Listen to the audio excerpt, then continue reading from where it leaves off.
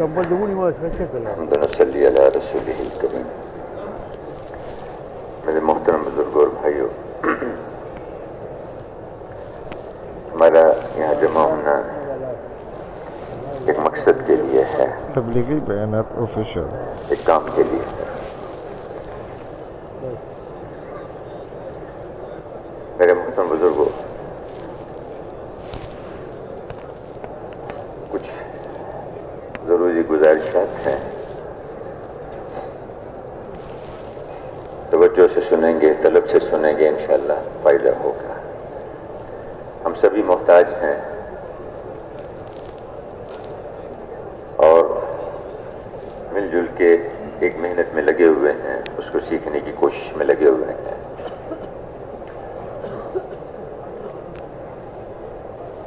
میرے محترم بھائیوں، دنیا میں ایک فضا بنی ہوئی ہے مخلوق سے فائدہ اٹھانے کی، اور یہ جتنی مخلوق ہے یہ خود بخود نہیں وجود میں آئی، اس کو بنانے والے نے بنایا ہے، اور یہ سب مخلوق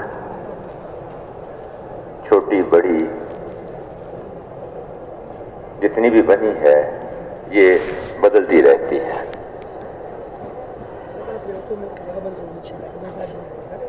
بچہ چھوٹا ہوتا ہے، کروٹ نہیں لے سکتا، بات نہیں سمجھا سکتا، رونا ہنسنا پیشاب پخانا بس۔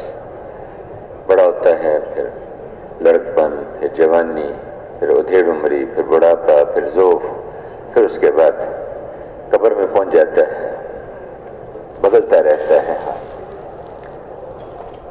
چھوٹا سا بیج ہے، اس سے کونپل نکلتی ہے، پھر وہ درخت بن جاتا ہے، پھر آہستہ آہستہ وہ دوبارہ مٹی میں شامل ہو جاتا ہے۔ موسم کبھی سردی ہے، کبھی گرمی ہے، کبھی دن ہے، کبھی رات ہے، کبھی آدمی کے اوپر اس کے خوشی کا حال ہے، کبھی غمی کا حال ہے، کبھی فقر ہے، کبھی تبنگری ہے، کبھی صحت ہے، کبھی بیماری ہے۔ تو یہ جتنی مخلوق ہے یہ ایک حال پہ نہیں رہتی، بدلتی رہتی ہے۔ چونکہ مخلوق بدلتی رہتی ہے، اس لیے اس مخلوق سے فائدہ حاصل کرنے کے جو مراکز ہیں وہ بھی بدلتے رہتے ہیں۔ ایک زمانے میں دنیا میں یونان کی تہذیب بہت بڑی تہذیب شمار ہوتی تھی، پھر مصر کا نام دنیا میں چلتا تھا۔ ایک زمانے میں ہندوستان، دلی دنیا کا مرکز تھا، اس کا ڈنکا بجتا تھا۔ اب اور جگہ مراکز بن گئے، کبھی بغداد یہ مرکز ہوتا تھا، تب اور جگہ مراکز بنے ہوئے ہیں۔ کچھ عرصے کے بعد یہ بھی نہیں رہیں گے، یہ بدلتے رہتے ہیں۔ اس لیے مخلوق سے، چونکہ مخلوق بدلتی ہے، اس سے جو استفادہ حاصل کرنے کے جو مراکز ہیں وہ بھی بدلتے رہتے ہیں، لیکن اللہ پاک کی ذات نہیں بدلتی، اللہ پاک کی ذات نہیں بدلتی۔ اللہ جیسے ہیں ازل سے ویسے ہی ہیں۔ مخلوق کے اعتبار سے تو بازوقت ترقی شمار ہوتی ہے کہ یہ ریڑھی لگانے والے کا، اخبار فروش کا بیٹا تھا، اور کرتے کرتے کرتے ایک پارٹی میں اس کا ممبر بنا، اور اب یہ ملک کا وزیر اعظم بن گیا، ترقی کر لی اس نے۔ یہ بالکل ان پڑھ آدمی تھا، اور کرتے کرتے مدرسے میں داخل ہوا، اس نے حفظ کیا، پھر کتابیں پڑھی، پھر کرتے کرتے شیخ الحدیث بن گئے۔ تو مخلوق کے اعتبار سے تو یہ ترقی شمار ہوتی ہے کہ وہ بہت آگے بڑھ گیا، لیکن اللہ پاک کے اعتبار سے اگر یوں کہا جائے کہ اللہ پاک کا علم آج بڑھ گیا، زیادہ ہو گیا، تو یہ بات اللہ کے اعتبار سے ٹھیک نہیں ہے۔ اس کا مطلب یہ ہوا کہ ماضی میں نعوذ باللہ اللہ کا علم ناقص تھا، اب اللہ کا علم جو ہے وہ بڑھ گیا، اس میں ترقی ہو گئی۔ اور اللہ پاک ہر زمانے میں ہر زمانے میں ہر کمی سے، ہر نقص سے، ہر عیب سے پاک ہیں اللہ پاک۔ تو اللہ پاک نہیں بدلتے، اس لیے اللہ پاک سے اور اس کی قدرت سے، اللہ پاک کے خزانوں سے فائدہ اٹھانے کا جو مرکز ہے وہ بھی نہیں بدلتا۔ اللہ پاک کی قدرت سے فائدہ اٹھانے کا جو مرکز ہے وہ بیت اللہ ہے، بیت اللہ ہے۔ میرے محترم بھائیوں، بیت اللہ پر اللہ کی قدرت مختلف شکلوں میں ہر آن ہر گھڑی وہاں ظاہر ہوتی رہتی ہے۔ بہت سارے واقعات سننے میں ملتے ہیں، لیکن 4 مواقع ایسے ہیں کہ جس میں اللہ کی قدرت بہت بڑے پیمانے پہ ظاہر ہوئی بیت اللہ پر، بہت بڑے پیمانے پر۔ سب سے پہلے تو کچھ نہیں تھا، اللہ پاک نے اس کائنات کے بنانے کا ارادہ کیا، عرش کو بنایا، کرسی کو پیدا فرمایا، پھر پانیوں کو پیدا کیا، اس پہ تجلی فرمائی، آسمان بنے، اور پانی پہ اللہ پاک نے جہاں اس وقت بیت اللہ ہے وہاں سے ایک خشکی کا ایک بلبلہ، ایک زمین کا بلبلہ وہاں سے اٹھایا اور اس کو وہاں چاروں طرف پھیلا دیا، تو زمین وجود میں آئی، زمین بن گئی۔ زمین کو پانی کے اوپر رکھا گیا۔ شروع میں یہ ہلتی تھی، جیسے پانی کے اوپر کاغذ رکھ دیں تو وہ ہلتا ہے، زمین ہلتی تھی۔ پھر پہاڑوں کو میخوں کی طرح اس کے اوپر گاڑ دیا گیا زمین کے اندر، اس کا ہلنا رک گیا۔ تو اللہ پاک نے زمین کو پیدا فرمایا اور اس میں انسانوں کی ضرورتیں رکھ دی۔ قیامت تک کے آنے والے انسانوں کی ضرورتیں اس زمین کے اندر اللہ نے چھپا دی، اس کے اندر رکھ دی۔ ہر دور میں، ہر زمانے میں لوگ محنت کرتے ہیں، اس کے بقدر ان کو سمجھ آتی ہے۔ پہلے زمانے کے لوگوں نے سمجھا کہ اس مٹی میں، اس زمین میں گندم، چاول، سبزیاں، پھل ہیں، اس اعتبار سے محنت کی، اللہ نے ان کو اس کا فائدہ دیا۔ بعد والوں نے کچھ اور محنت کی، کوشش کی، ان کو سمجھ میں آیا کہ نہیں، اس کے اندر تو بہت ساری دھاتیں ہیں، لوہا ہے، سونا ہے، چاندی ہے، پیتل ہے، اس سے فائدہ اٹھایا۔ پھر بعد والوں کو سمجھ آیا کہ نہیں، اس میں تو انہوں نے اور محنت کی، یہ سمجھ میں آیا کہ اس میں تو تیل ہے، پیٹرول ہے، گیس ہے، اس سے فائدہ اٹھانا شروع کر دیا۔ اب قیامت تک پتہ نہیں کتنی نعمتیں اللہ نے اس مٹی کے اندر، اس زمین کے اندر چھپا رکھی۔ تو خیر کچھ نہیں تھا، آواز اس کی گونج رہی، کچھ نہیں تھا تو اللہ پاک نے اس جہاں بیت اللہ ہے وہاں سے سارے نظام کو پھیلایا، اس کو بچھایا اور اس میں انسانوں کی ضرورتوں کا انتظام کر دیا۔ دوسرے موقع پر بیت اللہ پر اللہ کی جو قدرت جو بڑے پیمانے پر ظاہر ہوئی۔ اب میرے بھائیوں، بس کر رہا تھا کہ اللہ نے زمین کو بچھایا اور پھر اللہ نے یہ سارا نظام 6 دن اور رات میں پیدا کیا۔ پھر آخر میں حضرت آدم علیہ السلام کو پیدا فرمایا اور فرشتوں سے کہا کہ ان کو سجدہ کرو، فرشتوں نے ان کو سجدہ کیا۔ اس کے بعد پھر کچھ عرصہ جنت میں رکھا، انہی سے ان کی اہلیہ حضرت حوا علیہ السلام ان کو پیدا کیا۔ پھر ایک چوک ہو گئی اور اس کی وجہ سے اللہ پاک نے ان کو، دونوں میاں بیوی کو زمین پہ اتار دیا۔ اللہ کی اپنی مصلحتیں، حکمتیں ہیں، ان سے پھر اللہ نے آگے بنی آدم کا سلسلہ چلایا اور اس زمین پہ اللہ نے بنی آدم کو آباد فرمایا۔ تو میرے محترم بزرگوں اور بھائیوں، بڑے پیمانے پر اللہ کی قدرت یہاں ظاہر ہوئی کہ اللہ نے اس ساری کائنات کے اس نقشے کو پیدا فرمایا، زمین کے نقشے کو پیدا فرمایا، اور پھر انسانوں کو اللہ پاک نے اس میں بسایا اور انسانوں کی ضرورتوں کا سامان اس میں رکھ دیا۔ دوسرا موقع بیت اللہ پر اللہ کی قدرت جو بڑے پیمانے پر ظاہر ہوئی وہ سیدنا ابراہیم علیہ السلام کے زمانے میں۔ حضرت نوح علیہ السلام کے زمانے میں طوفان آیا اور ساری انسانیت اس پانی میں غرق ہو گئی، چند ایک لوگ بچے، اور اس میں سے یہ جو بیت اللہ تھا اس کو اس وقت میں پھر آسمانوں پہ اٹھا لیا گیا۔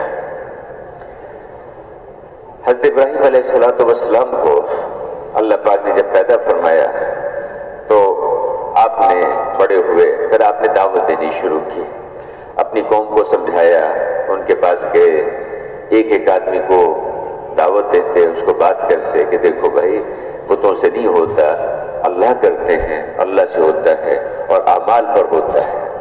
عزت اللہ دیتے ہیں، امن اللہ پاک دیتے ہیں، حفاظت اللہ پاک کرتے ہیں، اس ساری کائنات کے خالق اللہ ہے، اس کے مالک اللہ پاک ہیں۔ نمرود کے پاس گئے، اس کو بھی دعوت دیتے رہے، اس کو بھی سمجھاتے رہے کہ دیکھو اللہ پاک خالق ہیں، اس کے علاوہ کوئی خالق نہیں ہے، میں اس خدا کی طرف بلاتا ہوں جو دیکھو بیمار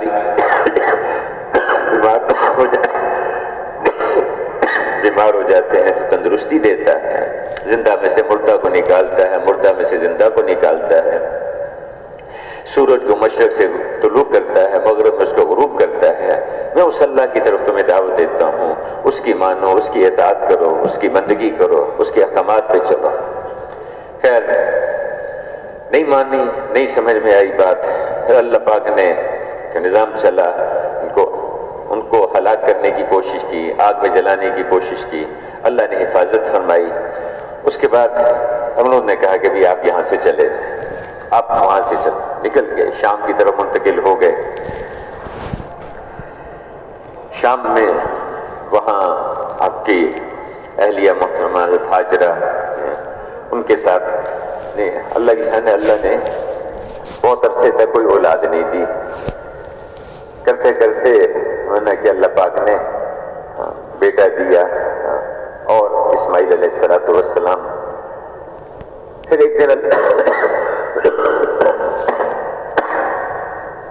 اللہ کی طرف سے حکم ملا کہ آپ اپنی اہلیہ کو اور اپنے بیٹے کو، ماں کی گود میں بچہ ہے، دونوں کو لے جائیں یہاں شام سے اور ان کو ایسی جگہ چھوڑ کے آ جائیں وادٍ غیر ذی زرعٍ، جہاں کسی پتے کا، کسی ہریالی کا کوئی نام و نشان بھی نہیں ہے، کوئی زراعت، کوئی کچھ نہیں ہے، وہاں چھوڑ کے آ جائیں۔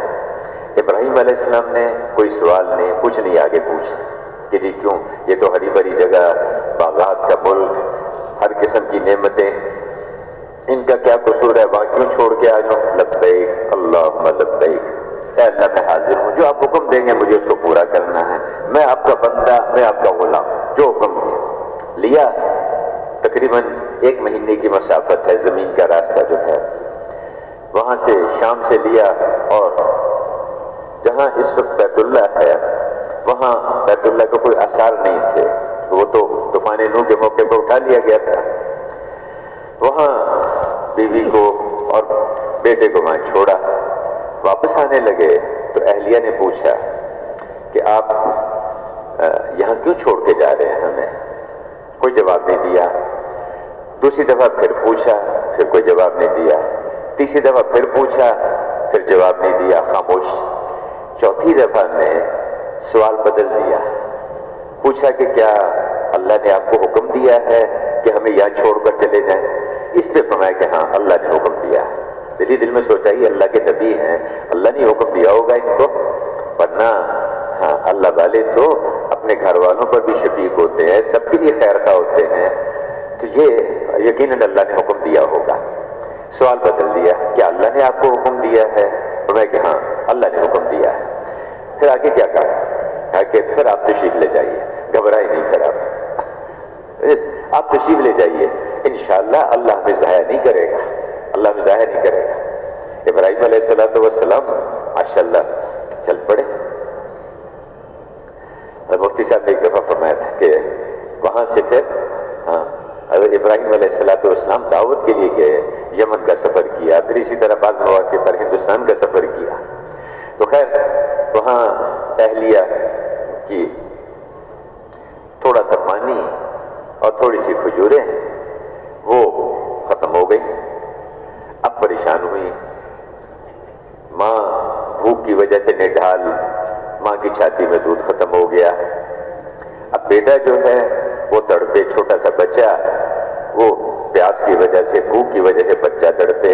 ماں اپنی بھوک تو برداشت کر لیتی، لیکن اس بچے کی، اس کے تڑپنا، اس کا بھوکا، اس کا پیاسا ہونا، اس کو کیسے برداشت کرے؟ اب وہ پریشان ہوئی، صفا پر چڑھی، وہاں جا کے دیکھا کہ شاید کوئی مل جائے، کوئی قافلہ کوئی پاس سے گزرتا ہوا، کوئی انتظام ہو جائے، کچھ نہیں نظر آیا۔ پھر بے چینی سے نیچے اتری اور صفا سے مروہ کی طرف کو چلی۔ راستے میں ایک وہ برساتی ایک نالا تھا، وہاں سے جب گزرتے، وہ نیچے تھا، نشیب تھا، تو اس میں تیزی سے گزرتی کہ بچے پر نظر نہیں رہتی، دکھائی نہیں دیتا تھا، وہاں سے تیزی سے گزرتی تھی۔ پھر وہاں سے آگے مروہ پہ چڑھتی، پھر دیکھتی وہاں کچھ نظر نہیں آتا، پھر واپس اس طرح 7 چکر لگائے۔ جب 7 چکر لگائے تو پانی کی آواز آئی، پانی کے نکلنے کی۔ اب دوڑی وہاں آئی، آ کے دیکھا تو جہاں بیٹا بچہ ایڑیاں رگڑ رہا تھا، بھوک پیاس کی وجہ سے تڑپ رہا تھا، وہیں اللہ پاک نے وہاں پانی کا چشمہ نکال دیا۔ اب وہ پانی کو جو ہے وہ جب چشمہ نکلا تو خوش بھی ہوئی اور پریشان بھی ہوئی کہ بھی تھوڑا سا پانی ہے، یہ ادھر بکھر جائے گا، ختم ہو جائے گا، میں کیا کروں گی؟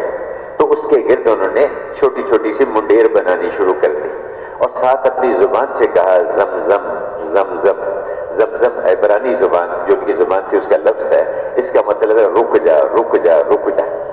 پانی وہیں رک گیا، کہیں پھیلا نہیں اس کے بعد۔ اچھا، اور وہ پانی جو ہے اسی زمین کے اندر گہرائی میں جاتا ہے، گہرائی میں جاتا ہے وہ اللہ کی رحمت۔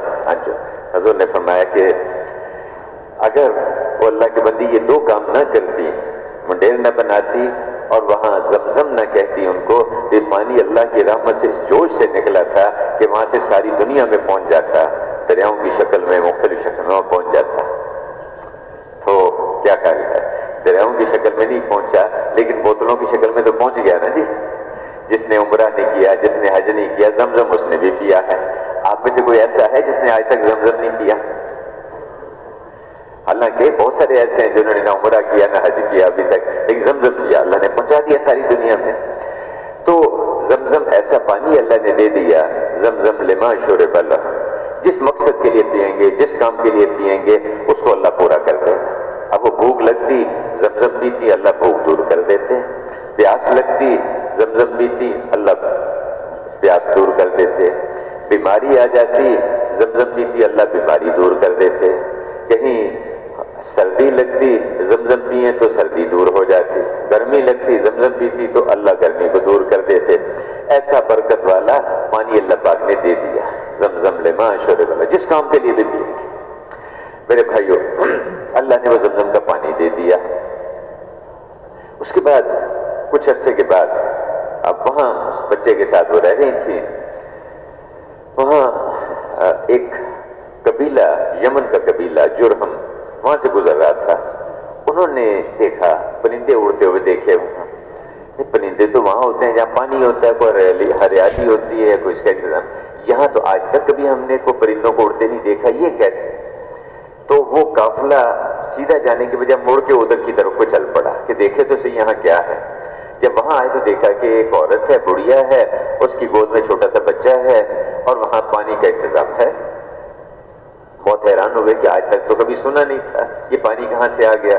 خیر پوچھا ان سے، پھر انہوں نے اجازت مانگی کہ کیا ہمیں اجازت ہے کہ ہم یہیں پڑاؤ ڈال لیں، اپنا قبیلہ یہیں آباد ہو جائے؟ انہوں نے فرمایا کہ ٹھیک ہے، تم یہاں ٹھہر دو، لیکن اس پانی کو تم استعمال کر سکتے ہو، اس کے مالک تم نہیں بنو گے، ملکیت نہیں ہوگی یہ تمہاری، تو تم اس کو استعمال کر سکتے ہو۔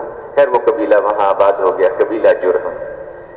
حضرت اسماعیل علیہ السلام بڑے ہوئے تو ایک دن ابراہیم علیہ السلام نے اللہ پاک سے اجازت مانگی کہ میں جا کے اپنی بیوی کو، بچے کو دیکھوں۔ گئے اور اللہ نے اجازت دی، لیکن یہ کہا کہ بھی وہاں پہنچ جاؤ دیکھ کے آ جاؤ، لیکن سواری سے نیچے نہیں اترنا، وہاں نیچے نہیں اترنا، راستے میں جہاں چاہے اترو۔ وہاں پہنچ گئے، جب پہنچے تو دیکھا کہ بیوی بھی ماشاءاللہ خیریت سے، بچہ بھی ہے۔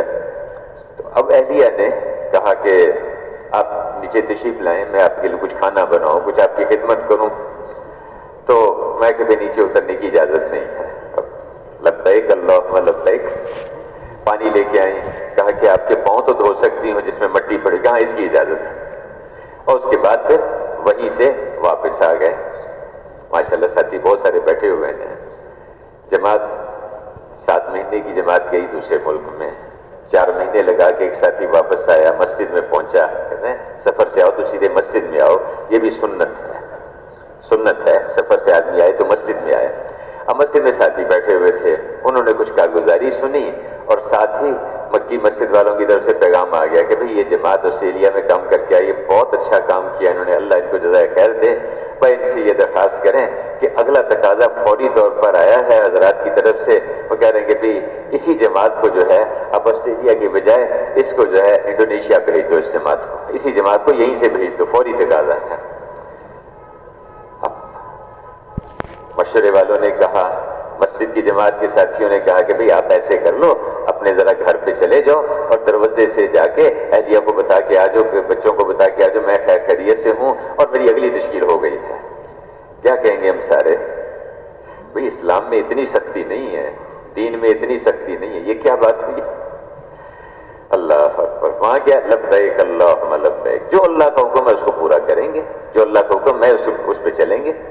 اب وہاں سے واپس آ گئے، پھر کچھ اور عرصہ گزرا۔ ایک دن ابراہیم علیہ السلام سے یعنی وہ بیٹے سے محبت تو ہوتی ہے، کسی بچے کو روتا دیکھیں تو روتا ہوا اسماعیل سامنے، بچے کو ہنستا دیکھیں، کھیلتا دیکھیں تو ہنستا ہوا اسماعیل آنکھوں کے سامنے۔ اللہ نے کہ بھئی ابراہیم اتنا تعلق اولاد سے، اتنا تعلق، محبت ہوتی ہے اولاد سے، فطری ہے، اللہ کا نظام ہے۔ اچھا جاؤ جا کے اپنے بیٹے کو اپنے ہاتھ سے ذبح کر کے آ جاؤ۔ اللہ اکبر، کوئی بات نہیں آگے، لبیک اللہم لبیک لبیک اللہم لبیک۔ وہاں سے چلے، اہلیہ سے بات کی کہ بھئی بیٹے کو ذرا تیار کر دو، اس کو ایک دوست ہے اس سے ملانے کے لیے لے جانا ہے۔ اچھا ان کا خیال یہ تھا، حاجر علیہ السلام کا خیال تھا کہ ہوگا کسی بستی میں کوئی ان کا جاننے والا، وہاں لے جانا چاہتے ہیں، ظاہری مطلب تو یہ بنا۔ اور ابراہیم علیہ السلام کا مطلب یہ تھا کہ میرا دوست ہے اللہ، میں اللہ کا خلیل ہوں، میرا دوست اللہ ہے اور میں اس کو اللہ سے ملانے لے جا رہا ہوں، اور اللہ سے آدمی اس وقت تک نہیں ملتا جب تک جو ہے دنیا سے رخصت نہ ہو جائے، تو میں اس کو ذبح کرنے لے۔ ان کا اندر کا مطلب یہ تھا، ظاہر مانی وہ یہ سمجھی۔ خیر تیار کر دیا انہوں نے، بیٹے کو ساتھ لیا، لے کر چل پڑے۔ جب چلے یہاں سے تو راستے میں ابراہیم علیہ السلام نے ساری بات اسماعیل علیہ السلام کو سنائی، ان کو بتایا کہ بھی دیکھو اس طرح سے مجھے اللہ نے حکم دیا، غالباً 10-12 سال کی عمر تھی اس وقت، کہ اللہ نے مجھے یہ حکم دیا ہے، فانظر ماذا ترى، بیٹا تو بھی دیکھ لے، تیری کیا رائے ہے، تیرا کیا خیال ہے؟ اب جو بیٹے نے جو جواب دیا وہ ہے، یا ابت افعل ما تؤمر، ابا جی جو اللہ نے آپ کو حکم دیا اب اس کو پورا کیجئے، ستجدنی انشاءاللہ من الصابرین، آپ انشاءاللہ مجھے صبر والا، ہمت والا پائیں گے، میں چھوڑ کے نہیں بھاگوں گا، آپ گھبرائیں۔ دیکھو میرے بھائیو، تربیت اللہ کرتے ہیں، تربیت اللہ کرتے ہیں۔ جب ہم اللہ کے کام میں لگیں گے اللہ ہمارے کام میں لگ جائے گا، جو اللہ کے دین کے کام میں لگے گا اللہ پاک اس کے کام میں لگ جائے گا۔ جن بچوں کے سر پہ باپ نہیں ہوتا وہ بگڑ جاتے ہیں۔ اس بچے کو کس نے ایمان سکھایا، اس بچے کو کی تربیت کس نے کی؟ جب اللہ کے کام میں لگ گئے اللہ پاک ان کے کام میں لگ جائے گا، اللہ ان کی اولادوں کی، ان کی نسلوں کی تربیت کرے گا، ان کی حفاظت کا، ان کی پرورش کا انتظام کرے گا اللہ پاک۔ اب لے کے چلے، راستے میں وہ ابراہیم علیہ السلام اسماعیل علیہ السلام نے انگلی پکڑی ہوئی ساتھ جا رہے ہیں، کیسا محبت کا منظر ہے۔ سامنے شیطان اس پہ زمین سے نکلا، اسماعیل علیہ السلام کی طرف اشارہ کیا کہ یہ تیری گردن جو ہے یہاں سے کٹے گی اب یہاں، اور تجھے ذبح کرے گا۔ تو اسماعیل علیہ السلام نے ابراہیم علیہ السلام سے کہا کہ ابا جان وہ دیکھیں وہ کیا ہوگا، شیطان ہے مردود، اس کو مارو، اس کو پتھر مارے۔ آگے بڑھے، پھر دوبارہ نکلا، پھر اس نے یہ اشارہ کیا کہ دیکھو تیری گردن کٹے گی، اب تجھے بھاگ جا یہاں سے، چھوڑ بھاگ جا۔ پھر کہا ابا جی یہ مارو پتھر اس کو۔ پھر آگے تیسری دفعہ پھر نکلا، کہا پھر مارو پتھر اس کو۔ مکہ سے جب مینا کی طرف کو آتے تو وہاں اب شیطان یہاں سے تو مایوس ہو گیا کہ یہ بچہ جو ہے یہ تو میرے قابو میں نہیں آ رہا۔ وہاں سے چلا گیا، ایک بڑھیا کی شکل میں حضرت हाजरा अलैहिस्सलाम के पास, उनसे जाके कहा کہ رونا شروع کر دیا, بینڈ ڈالنے شروع کر دیا کہ ارے تو اجڑ گئی, تیری تو گود اجڑ گئی, تیرا تو سب کچھ لٹ گیا, تیرا کیا ہوا بس تیرا بیٹا جو ہے وہ اس کو جو ہے ابراہیم اس کو جان سے مار دے گا, اس کو ذبح کر دے گا. بھائی کیسے ہو سکتا ہے؟ اب اللہ یعنی تو باپ ہے, باپ کبھی بیٹے کو قتل کرتا ہے, بیٹے کو ذبح کرتا ہے؟ یہ کبھی ہو سکتا ہے؟ نہیں, وہ ضرور اس کو قتل کرے گا, اس کو ضرور ذبح کرے گا. بھائی نہیں ہو سکتا, وہ تو اللہ کے نبی ہیں, اللہ کے نبی ہیں, اور نبی تو یعنی سینکڑوں باپ سے زیادہ شفیق ہوتا ہے, کیسے یہ نہیں ہوگا؟ نہیں اللہ نے اس کو حکم دیا ہے, اس لیے ابراہیم اس کو, اچھا اللہ نے حکم دیا ہے اور تو اللہ کے حکم سے روکنے والی تو آ گئی, ہاں تو یقیناً شیطان ہے, بھاگ یہاں سے, مردود شیطان یہاں سے نکل جا. اگر اللہ نے حکم دیا ہے کہ میرے بیٹے کو ابراہیم علیہ السلام اپنے ہاتھ سے ذبح کر دے, لبیک اللہم لبیک, میں اس کے لیے تیار ہوں, میں اس کے لیے تیار ہوں. حاجرہ علیہ السلام بھی آئیے, اس لیے کہتے ہیں گھروں پر بھی محنت کرنی چاہیے, اپنی عورتوں پر, اپنے بچوں پر, ان کو بھی ایمان سکھانا, ان کو بھی اللہ کی اطاعت سکھانا, ان کو بھی اللہ کے سامنے جھکنا, اللہ کی فرما برداری, اللہ کی بندگی سکھانا. اور فرماتے تھے کہ تبلیغ کا خلاصہ کیا ہے کہ ہر مسلمان میں یہ بات پیدا ہو جائے کہ مجھے اللہ پر جان قربان کرنی ہے, مجھے اللہ کی ماننی ہے, حضور کے طریقے پر ماننی ہے. میرے بھائیو, ایک مسلمان میں یہ بات پیدا کریں کہ دیکھو ہم نے اللہ کی ماننی ہے اور اللہ کے رسول کے طریقے پہ ماننی ہے. ہم نے تاجر میں یہ بات آئے, ذمہ دار میں یہ بات آئے, حاکم میں یہ بات آئے, محکوم میں یہ بات آئے, فقیر میں یہ بات آئے, مالدار میں, غریب میں, ہر ایک کے اندر یہ بات آ جائے کہ ہم نے اللہ کی ماننی ہے اور حضور کے طریقے پہ ماننی ہے, اللہ کی ماننی ہے, حضور کے طریقے پر ماننی ہے. اس پہ ہر ایک کو ایک کے پاس جا کے اس کو تیار کرنا کہ دیکھو ہمیں ہمارا کوئی کام نہیں ہے, بس اللہ پہ ہم نے جان لگانی ہے, ایسے جان قربان کرنی ہے جیسے حضور صلی اللہ علیہ وسلم نے 23 برس جان قربان کی, اس طرح جان قربان کرنی ہے اللہ پر, اللہ کے دین پر. خیر, اب اسماعیل علیہ السلام نے ان کو لٹایا, چھری رکھی, جب ذبح کرنے لگے تو اللہ پر دیکھو ابراہیم علیہ السلام کا اور اسماعیل علیہ السلام کا قصہ یہاں ختم ہو گیا. یہ تو پھر اللہ پاک کی قدرت آگے ظاہر ہوئی, وہ تو کامیاب ہو گئے پورے. پھر اللہ پاک نے اپنی قدرت دکھائی, اب چھری چلا رہے ہیں اور گردن کٹ نہیں رہی, اور پھر اللہ پاک نے جو ہے آسمانوں سے مینڈا بھیجا, اس کو ذبح کیا.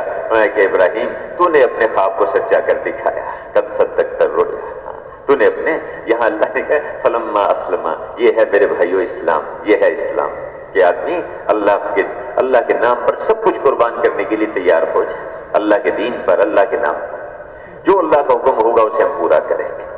پھر میرے بھائیو, اس میں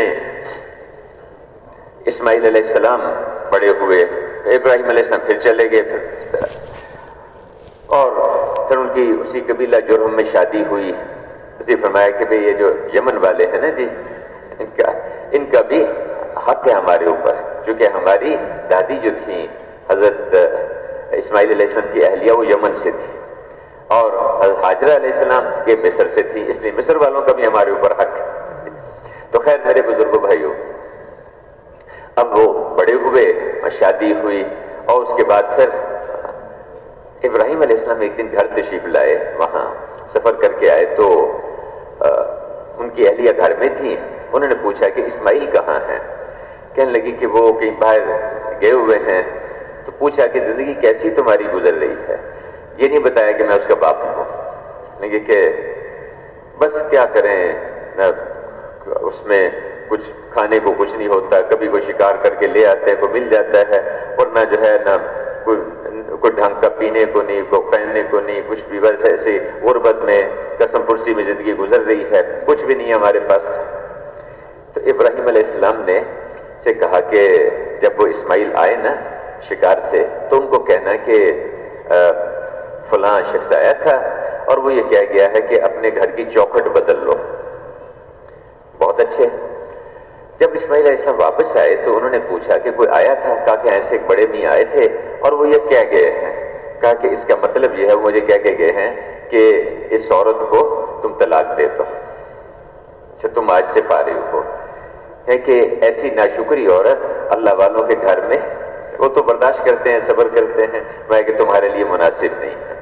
اس کے بعد پھر کچھ عرصے کے بعد دوبارہ آئے تو دوسری شادی ہوئی تھی. جب وہ گھر میں پوچھا اہلیہ سے کہ اللہ کا شکر ہے، سب کچھ اللہ کا دیا ہوا ہے، اور اس میں جو اللہ کی جتنی نعمتیں ہیں سب موجود ہیں، اللہ کا فضل ہے. ہاں کبھی کبھی جو ہے شکار کا گوشت بھی مل جاتا ہے تو یہ زمزم پیتے ہیں، اس سے اللہ پاک ہر قسم کی ضرورتیں اللہ پوری کرتے ہیں. رہا کہ ہاں بھی یہ چوکھٹ مضبوط ہے. ابراہیم علیہ السلام نے کہا کہ اس کو پیغام دے دینا، اس وقت بھی موجود نہیں تھے، کہ اس کو پیغام دے دینا کہ بھئی یہ چوکھٹ تمہاری بہت اچھی ہے، اس کو محفوظ رکھنا، اس کو محفوظ رکھنا.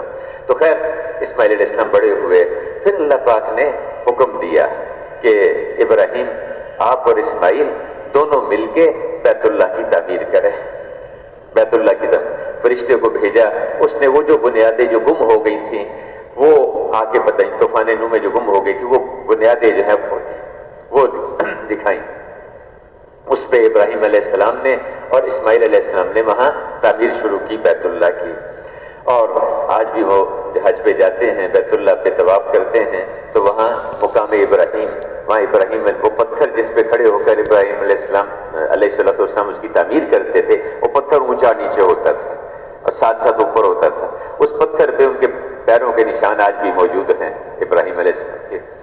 تو میرے بھائیو بیت اللہ کی تعمیر ہو گئی. جب تعمیر ہوئی تو اب اللہ پاک نے ابراہیم علیہ السلام نے اللہ پاک سے دعا مانگی اور کہ اللہ نے فرمایا کہ میں ساری دنیا کو بلاؤ کہ یہاں آ کے اس بیت اللہ کا حج کرے. یا اللہ میری آواز کہاں تک پہنچے گی؟ تو آواز لگانا تمہارا کام، پہنچانا ہمارا کام، تم آواز لگاؤ.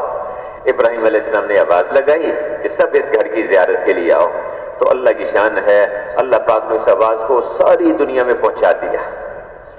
جی اگر آج کا انسان اس پہ فخر کر رہا ہے کہ جی میں یہاں بولتا ہوں ساری دنیا میں ایک ہی وقت میں آواز سنی جاتی ہے، تو یہ کون سی بڑی بات ہے؟ ابراہیم علیہ السلام نے آواز لگائی، اللہ نے ساری دنیا میں اس آواز کو پہنچا دیا. پھر صرف اتنا نہیں بلکہ عالم ارواح میں اس کو پہنچا دیا. جو روحیں ابھی تک دنیا میں آئی نہیں تھی، آئندہ آنا انہوں نے، جس روح نے اس آواز پہ لبیک کہا، جتنی دفعہ لبیک کہا اتنی دفعہ ان کو حج کی توفیق ملے گی، جتنی دفعہ لبیک کہا. پھر ابراہیم علیہ السلام نے دعا مانگی کہ اللہ آپ کو قربانی پسند ہے، ایک گھرانے نے قربانی کی، آپ سے درخواست ہے کہ آپ پوری امت ایسی پیدا کر دیں جو اسی طرح سے دین کے لیے قربانیاں کرنے والی ہو، اور اے اللہ ان کے اندر ایسے نبی پیدا فرما دیں جو ان کو دعوت بھی دیں، جو ان کا تزکیہ بھی کریں، جو ان کو علم بھی سکھائیں. اے اللہ ایسے نبی ان کے اندر پیدا فرما دیں، اے قربانیوں والی امت پیدا کر دے، اور پھر اے اللہ ان کے لیے پھلوں کا انتظام کر دے، ان کو امن عطا فرما دے. ابراہیم علیہ السلام نے وہاں دعائیں مانگی، اسماعیل علیہ السلام نے دعائیں مانگی. اور میرے بھائیوں اللہ پاک نے ان کی دعاؤں کی برکت سے اللہ نے حضور صلی اللہ علیہ وسلم کو اسماعیل علیہ السلام کی اولاد میں پہلے اسماعیل علیہ السلام کی اولاد میں اللہ نے حضور صلی اللہ علیہ وسلم کو پیدا فرمایا، اور پوری امت اللہ نے ایسی پیدا فرما دی جو کہ اسی طرح سے قربانیاں کرنے والی. اور میرے بھائیوں جس بیت اللہ پر ایک گھر کی پرورش کا، ایک گھرانے کی پرورش کا انتظام نہیں تھا، اللہ پاک نے اس گھرانے میں ہزاروں نہیں، لاکھوں نہیں، کروڑوں اربوں کی پرورش کا انتظام کر دیا ہے کہ نہیں معاملہ. آج جو پھل دنیا میں کہیں نہیں ملے گا بیت اللہ پہ ملے گا، وہاں مکہ مکرمہ میں ملے گا. تو اللہ پاک نے ہزاروں لاکھوں کروڑوں کی پرورش کا انتظام اللہ نے اسی بیت اللہ پر کر دیا. میرے بھائیوں تو بڑے پیمانے پر اللہ کی قدرت وہاں بیت اللہ پر دوسرے موقع پر حضرت ابراہیم علیہ السلام کے زمانے میں ظاہر. قربانی تو ہوئی، لیکن میرے بھائیوں آج جتنے اعمال وہاں ہیں اس بیت اللہ پہ، جتنے اعمال ہیں، وہاں کا طواف ہے، وہاں کی وہ صحیح ہے، اسی طرح زمزم ہے، اس پہ جو جتنی دعائیں مانگتے ہیں یہ سب ابراہیم علیہ السلام اور ان کے گھرانے کو یہ اجر مل رہا ہے، اس کا ثواب مل رہا ہے. تیسرے موقع پر جس میں بڑے پیمانے پر اللہ کی قدرت بیت اللہ پر ظاہر ہوئی، وہ حضور صلی اللہ علیہ وسلم کی جب ولادت ہوئی اسی سال میں، اس موقع پر یمن کا ایک بادشاہ تھا، ابرہا اس کا نام تھا. اس نے کہا کہ یہ لوگ جو ہیں یہاں سے بیت اللہ کی طرف جاتے ہیں، مکہ مکرمہ کی طرف جاتے ہیں، حج کرتے ہیں، عمرہ کرتے ہیں، طواف کرتے ہیں، اور یہاں کے وسائل، یہاں کا مال ادھر لے کے جاتے ہیں، وہاں خرچ کرتے ہیں. اس لیے اپنے وسائل کو یہیں رکھنا چاہیے، باہر کیوں جاتے ہیں؟ اللہ کے بھائی رب تو اللہ ہیں، پالنے والے اللہ ہیں بھائی، اس سے اس کا کوئی سروکار نہیں، اس سے کوئی تعلق نہیں اس کا. تو اب وہ روکنا چاہیے ان کو کہ وہاں کیوں جاتے ہیں، یہیں خرچ کریں، یہیں رہیں. اس نے اپنے وزیروں سے مشورہ کیا، انہوں نے کہا جی ایسے کریں جیسا وہاں ایک گھر بنا ہوا ہے ایسا ہی گھر یہاں بھی ایک بنا دیتے ہیں. یمن میں بھی گھر بنا دیا، بہت اچھا اعلان کر دیا، پوری مملکت میں، پورے یمن میں اعلان ہو گیا کہ آئندہ آپ کو وہاں جانے کی ضرورت نہیں ہے، ہم نے یہاں ایک گھر بنایا ہے اسی طرح کا، اس سے زیادہ اچھا گھر ہم نے بنا دیا ہے، تو آئندہ آپ لوگ یہیں طواف کریں، یہیں اسی گھر کی عبادت کیا کریں، آگے جانے کی ضرورت نہیں ہے. کوئی نہیں آیا، پھر اعلان ہوا، کوئی نہیں آیا. کئی دن تک اسی طرح ہو گیا، بادشاہ بھی پریشان، وزیر بھی پریشان. ایک دن کیا ہوا کہ رات کے وقت میں 2-3 نوجوان اندر گئے، اندر خوب پیشاب پخانہ کر کے آ گئے، اور یہ سمجھایا، یہ بتایا کہ یہاں ہم عبادت کرنے کے لیے تو نہیں آئیں گے، ہاں پخانہ کرنے کے لیے ضرور آئیں گے یہاں پر. ایسے جب اس کو خبر ملی تو غصے میں آ گیا، بہت ناراض ہوا. کیا کریں؟ اس کے وزیروں نے اگلا مشورہ دیا. مولانا محمد احمد صاحب رحمۃ اللہ فرمایا کرتے تھے کہ آدھا پاگل تو آدمی حکومت کے نشے میں ہو جاتا ہے، آدھا پاگل، اور باقی جو تھوڑی سی عقل ہوتی ہے وہ اس کے وزیر مشیر اس سے لے لیتے ہیں. ہاں جی. تو اب وہ مشورہ کیا ان سے، انہوں نے کہا جی ایسے کریں، اس گھر کی عبادت اس وقت ہوگی جب آپ اس بیت اللہ کو گرائیں گے. اب یہ عقل نہیں، یہ سمجھ نہیں کہ وہ بیت اللہ تو قربانیوں سے وجود میں آیا، ابراہیم علیہ السلام، اسماعیل علیہ السلام اور ان کے پورے گھرانے کی قربانیاں، اس کی وجہ سے وہ بیت اللہ جو ہے وہ تعمیر ہوا، اس کو تم کیسے گرا سکتے ہو؟ تو ایک ہے مال کی بنیادوں پہ چلنا، حکومت کی بنیادوں پہ چلنا. دل حکومتیں نہیں پلٹ سکتی، مال کی وجہ سے دلوں کو نہیں پلٹا جا سکتا، دل تو قربانیوں سے پلٹتے ہیں. اور دل جب مشقتوں کے ساتھ دین کا کام کیا جاتا ہے اور قربانیوں کے ساتھ دین کا کام کیا جاتا ہے، اس سے اللہ پاک دلوں کو پلٹتے ہیں. دلوں کے اندر یہ بات آتی ہے کہ ہاں ان کی مانو، ان کے پیچھے چلو. وہ پورے گھرانے کی قربانیاں، اس پہ اللہ پاک نے بیت اللہ کو اس کی تعمیر کروائی ہم سے. اب چلا وہاں سے. اس زمانے میں سب سے بڑی جو قوت ہوتی تھی وہ ہاتھیوں کا لشکر تھا. ہاتھیوں کا لشکر لے لیا اس نے کہ اب جا کے بیت اللہ کو گرانا ہے. وہاں سے چلا، چلتے چلتے وہاں جب مزدلفہ کے پاس پہنچے، وادی محصر اس سے پہلے وہاں پہنچے تو اس کے آدمیوں نے حضور صلی اللہ علیہ وسلم کے دادا عبد المطلب ان کے کچھ اونٹ پکڑ لیے اور پکڑ کے لے آئے. عبد المطلب کو پتا چلا کہ اس طرح سے ابرہہ آیا ہے اپنی فوجوں کے ساتھ بیت اللہ کو گرانے کے لیے. بیت اللہ کے سردار تھے وہاں کے. انہوں نے پتا چلا کہ بھی اس کے آدمیوں نے ان کو اونٹ پکڑ لیے. وہاں سے وہ آئے، آ کے کہا کہ بات کرتا ہوں ابرہہ سے. ابرہہ کے آدمیوں نے بتایا کہ اس طرح مکہ کے جو سردار ہیں عبد المطلب وہ آئے ہیں آپ سے بات کرنے کے لیے. ابرہہ کا خیال یہ تھا کہ وہ آئے ہوں گے کہ مجھے روکے، منع کرے کہ تم کیوں حملہ کرنے کے لیے آئے ہو یہاں پر، بیت اللہ ہے اس سے. تو اب وہ آئے، جب بیٹھے بات چیت ہوئی تو انہوں نے کہا کہ تیرے آدمیوں نے میرے اونٹ پکڑ لیے ہیں، تیرے آدمیوں نے میرے اونٹ پکڑ لیے ہیں، ان سے کہو کہ میرے اونٹ واپس کریں. اس نے آدمیوں کو بلایا تھا بھی ان کے اونٹ واپس کر دو، یہ سردار ہیں یہاں کے، اونٹ واپس کر دیے. اس نے اگلی سوال پوچھا، اگلی بات پوچھی اس نے کہ آپ کو معلوم ہے کہ میں یہاں بیت اللہ کو گرانے کے لیے آیا، آپ جانتے ہیں، اور آپ نے مجھ سے بیت اللہ کی کوئی بات نہیں کی، آپ یہاں کے سردار ہیں، آپ مجھ سے اپنے اونٹوں کی بات کر رہے ہیں.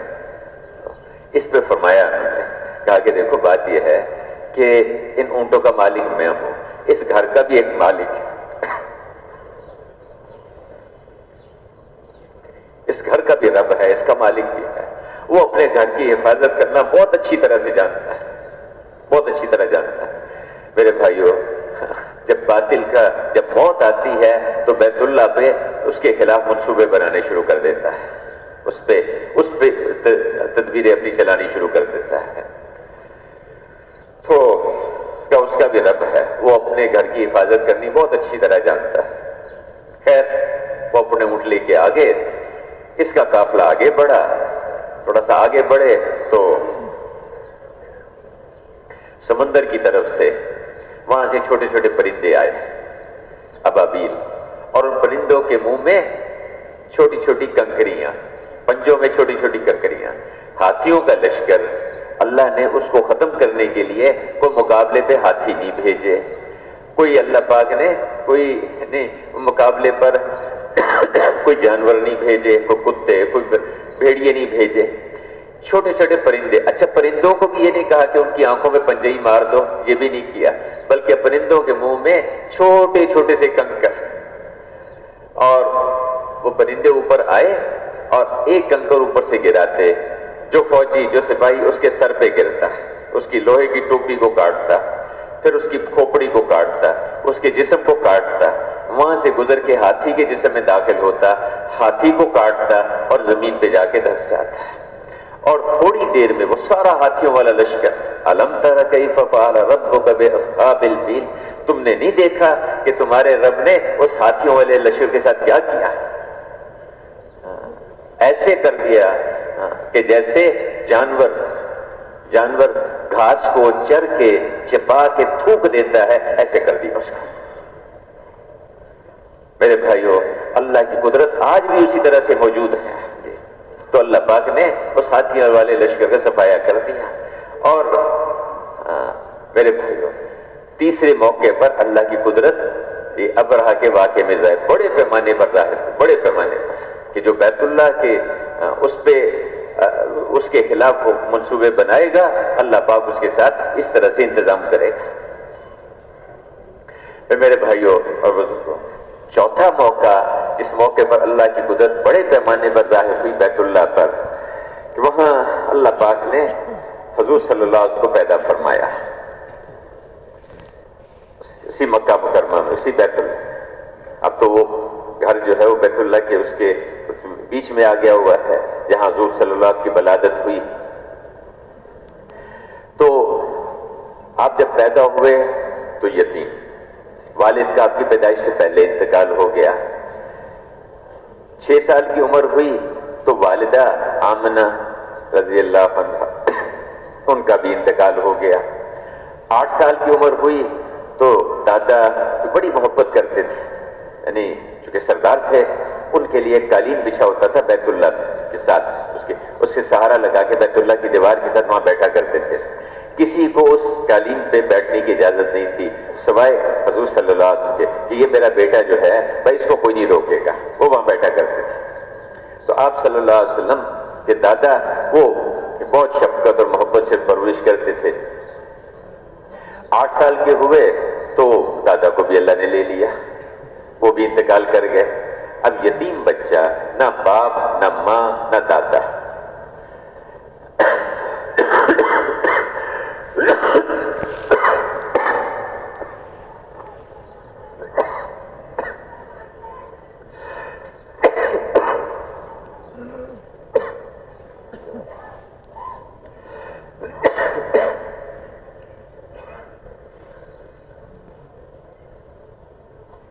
عام طور پر یتیم بچے بگڑ جاتے ہیں جن کا باپ سر پہ نہ ہو.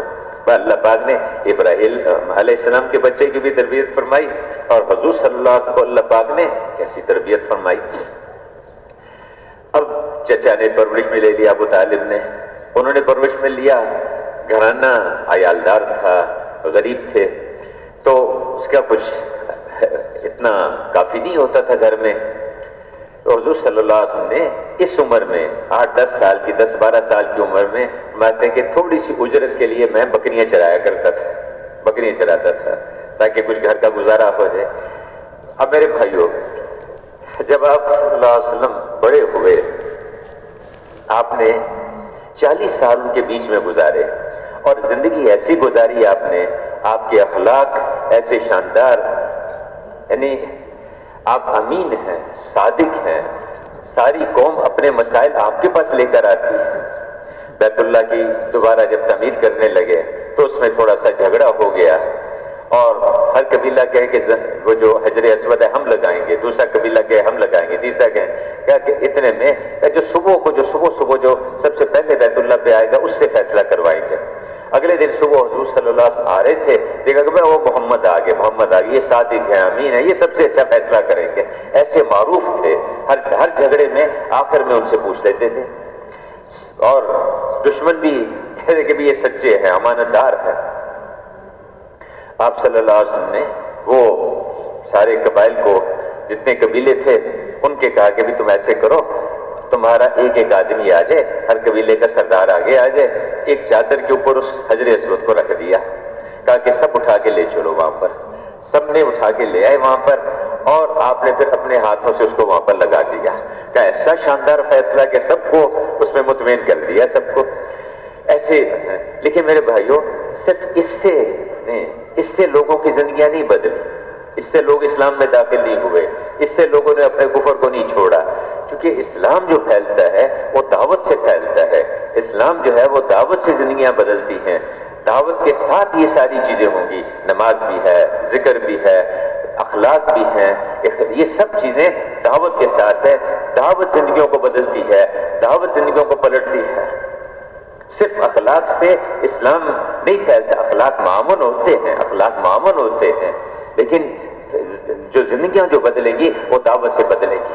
ہمارے یہ بستی میں مسجد میں 20 آدمی ہیں 3 چلے لگائے ہوئے، 40 آدمی ہیں 3 چلے لگائے ہوئے، اگر یہ روزانہ دعوت دیں، روزانہ گشت کریں، روزانہ ملاقاتیں کریں، کئی 100 آپ کے ہاں تو کراچی میں 300 آدمی ایک مسجد میں موجود ہیں، اگر یہ روزانہ دعوت دے، روزانہ گشت اور ملاقاتیں کریں، دنوں میں اللہ پاک پوری فضا کو بدل دے۔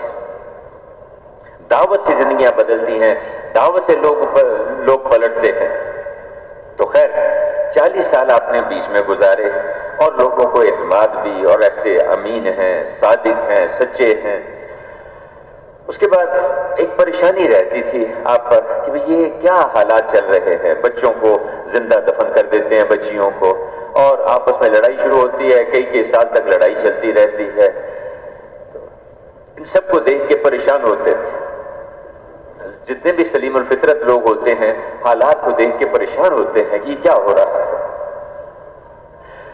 آپ وہاں غار حرا میں تشریف لے جایا کرتے، اور وہاں کئی ہفتے تک وہاں اللہ کی عبادت میں مشغول رہتے، بیت اللہ کو دیکھتے رہتے دور سے، اور کھانا بھی ساتھ لے جاتے۔ خدیجہ رضی اللہ عنہا آپ کے نکاح میں تھیں،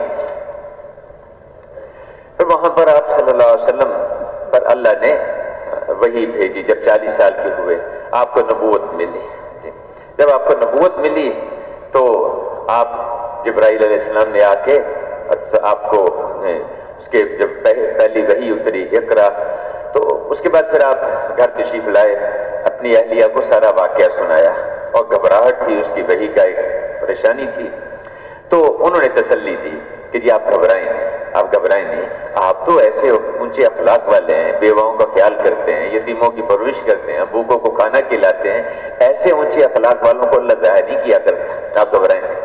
اور ان کو ساتھ لے کے اپنے چچا زاد بھائی ورقہ بن نوفل کے پاس چلی گئیں۔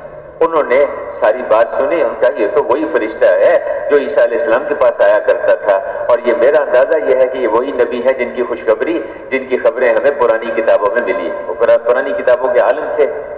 اب وہاں تھوڑی سی جو بات ہوئی، خدیجہ رضی اللہ نے، اور دوسرے آدمی جو ایمان لائے ہیں وہ ورقہ بن نوفل ہیں، فوراً ایمان لے آئے۔ یعنی حضرت خدیجہ رضی اللہ عنہا حضور کو تسلی بھی دی، اور جب وہ چچا زاد بھائی سے بات ہوئی اور دعوت بھی دی، اور وہ بھی ایمان لے آئے، تو دوسرے آدمی ایمان لائے حضرت ورقہ بن نوفل۔ پھر آپ صلی اللہ علیہ وسلم کو اللہ پاک نے ذمہ داری دی، پوری دنیا میں اللہ کے کلمے کو پھیلانا ہے، پورے عالم میں اللہ کے کلمے کو پھیلانا ہے، اور ساری دنیا کے انسانوں کو اللہ کے سامنے جھکانا۔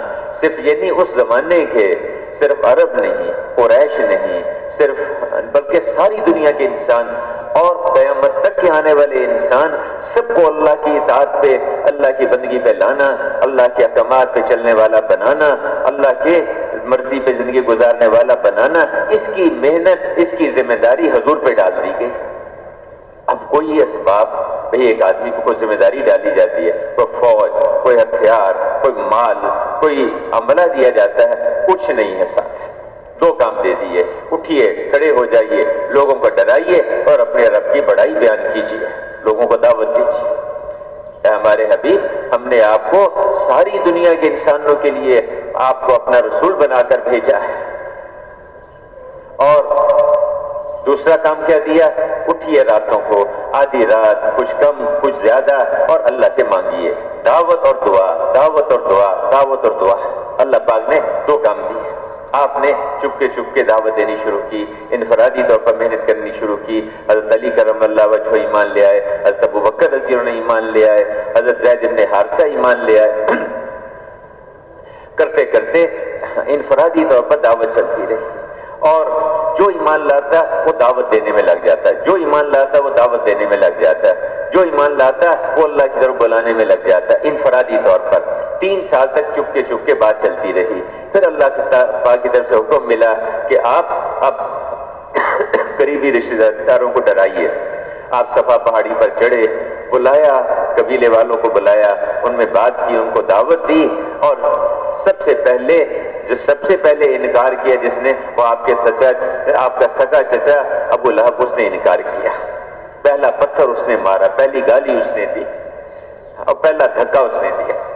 اس کے لیے ہمیں بلایا تھا، اس کے لیے ہمیں آپ نے پھر دعوت دی، اعلان کیا۔ 7 آدمی ہیں جنہوں نے پہلے اعلان کیا ہے دعوت دی، پہلے چپ کے دعوت دی، جس میں حضور صلی اللہ علیہ وسلم اور ابو بکر رضی اللہ عنہ، حضرت بلال رضی اللہ عنہ، خباب رضی اللہ عنہ، حضرت عمار بن یاسر رضی اللہ عنہ، حضرت صہیب رضی اللہ عنہ، اور حضرت سمیہ رضی اللہ عنہ۔ یہ 7 آدمی تھے، اور جب دعوت دینی شروع کی علی الاعلان، حضور صلی اللہ علیہ وسلم اور ابو بکر رضی اللہ، یہ تو بڑے تھے، ان پر ہاتھ ڈالنا آسان نہیں تھا، اگرچہ بعد میں ان پر بھی ہاتھ ڈالیں۔ آپ صلی اللہ علیہ وسلم پر کبھی اونٹ کی اوجڑی لا کے ڈال دی، کبھی گلے میں رسی ڈال کے کھینچ رہے ہیں، کبھی جو ہے حضرت علی کرم اللہ وجہہ سے کسی نے پوچھا کہ بہادر کون ہے، انہوں نے کہ بہادر کون ہے، کہ جی آپ سب سے زیادہ بہادر ہے، کہا نہیں، مجھے وہ زمانہ یاد ہے، حضور صلی اللہ علیہ وسلم بیت اللہ میں تھے، اور اتنے میں لوگ ان پر پل پڑے، کوئی ادھر سے مار رہا، کوئی ادھر سے مار رہا، کسی کی ہمت نہیں تھی کہ آگے بڑھ کے آپ کو بچا سکے۔ اتنے میں دور سے ابو بکر آتے ہوئے نظر آئے، کسی نے چلا کے کہا وہ تیرے ساتھی کو جان سے مار دینے لگے، دوڑے آئے اور آگے بیچ میں گھس گئے، ایک کو ادھر گرایا، ایک کو ادھر دھکا دیا کہ کیوں مار رہے ہو اس کو، کیوں تم اس کو اس لیے قتل کرنا چاہتے ہو، اس کا جرم یہ ہے، یہ کہتا ہے میرا رب اللہ ہے، میرا رب اللہ ہے، اس لیے اس کو مارنا چاہتے ہو، اور بڑی مشکل سے بیچ میں سے بچا کے جو ہے نکال کے لے کے کیا۔ دعوت جب چلے گی تو میرے بھائیوں مسائل تو آئیں گے، مجاہدے ہوں گے اس میں، لیکن جب دعوت دے گا آدمی تو پھر اللہ پاک اس کا نتیجہ بھی نکالے گا۔ دعوت دلوں کو پلٹتی ہے، دعوت دلوں کو چیرتی ہے۔ آپ نے تو قربانیاں، مجاہدے، یہ دونوں حضرات، ان پر تو اب باقی جو 5 تھے یہ غریب مسکین۔ ایک دفعہ حضرت عمر رضی اللہ نے کہا خباب رضی اللہ عنہ سے، اور بھی لوگ بیٹھے تھے، کہا کہ خباب ادھر آؤ، آپ میرے ساتھ آگے بیٹھ جاؤ۔ پاس بیٹھ گئے اور یوں کہا کہ آپ کے علاوہ کوئی یہاں بیٹھنے کا مستحق نہیں ہے اس جگہ میرے ساتھ بیٹھ، سوائے بلال کے۔ خباب سمجھ گئے، کہنے لگے نہیں بلال بھی اس کے مستحق نہیں ہے۔ انہوں نے کہا کیسے؟ کہا میری کمر سے کپڑا ہٹا کے دیکھیں۔ جب کپڑا ہٹا کے دیکھا تو پیچھے گڑے پڑے ہوئے تھے۔ خباب یہ کیا ہے؟ کہنے لگے کہ ایسی کمر تو کسی کی نہیں دیکھی۔ کہنے لگے کہ میں نے جب دعوت دینی شروع کی، لوگوں کو اللہ کی طرف بلانا شروع کیا، اسلام قبول کیا میں نے، وہاں تو یہ بنیاد تھی کہ جو اسلام قبول کرے گا وہ داعی بنے گا، جو اسلام قبول کرے گا وہ دعوت میں لگے گا، جو اسلام قبول کرے گا وہ اللہ کی طرف بلائے گا۔ یہ اس کی خصوصیت تھی مسلمان کی۔ آج وہ سمجھ میں نہیں آتا کہ مسلمان ہو اور داعی ہو، کہ جی تبلیغی جماعت، تبلیغی جماعت۔ بھائی تبلیغی جماعت کوئی چیز نہیں ہے، تبلیغی جماعت کوئی جماعت نہیں ہے، کوئی تبلیغ کوئی نہیں۔ ہر مسلمان تبلیغ والا، ہر مسلمان کی ذمہ دعوت کا کام ہے، ہر مسلمان کی ذمہ داری ہے لوگوں کو اللہ کی طرف بلانا، ادعو الی سبیل ربک بالحکمہ، اللہ کے راستے کی طرف، اللہ کی طرف دعوت دینا حکمت کے ساتھ، ہر مسلمان کی ذمہ داری ہے۔ حضور کی نیابت میں ہر مسلمان اس کا ذمہ دار ہے۔ اب وہ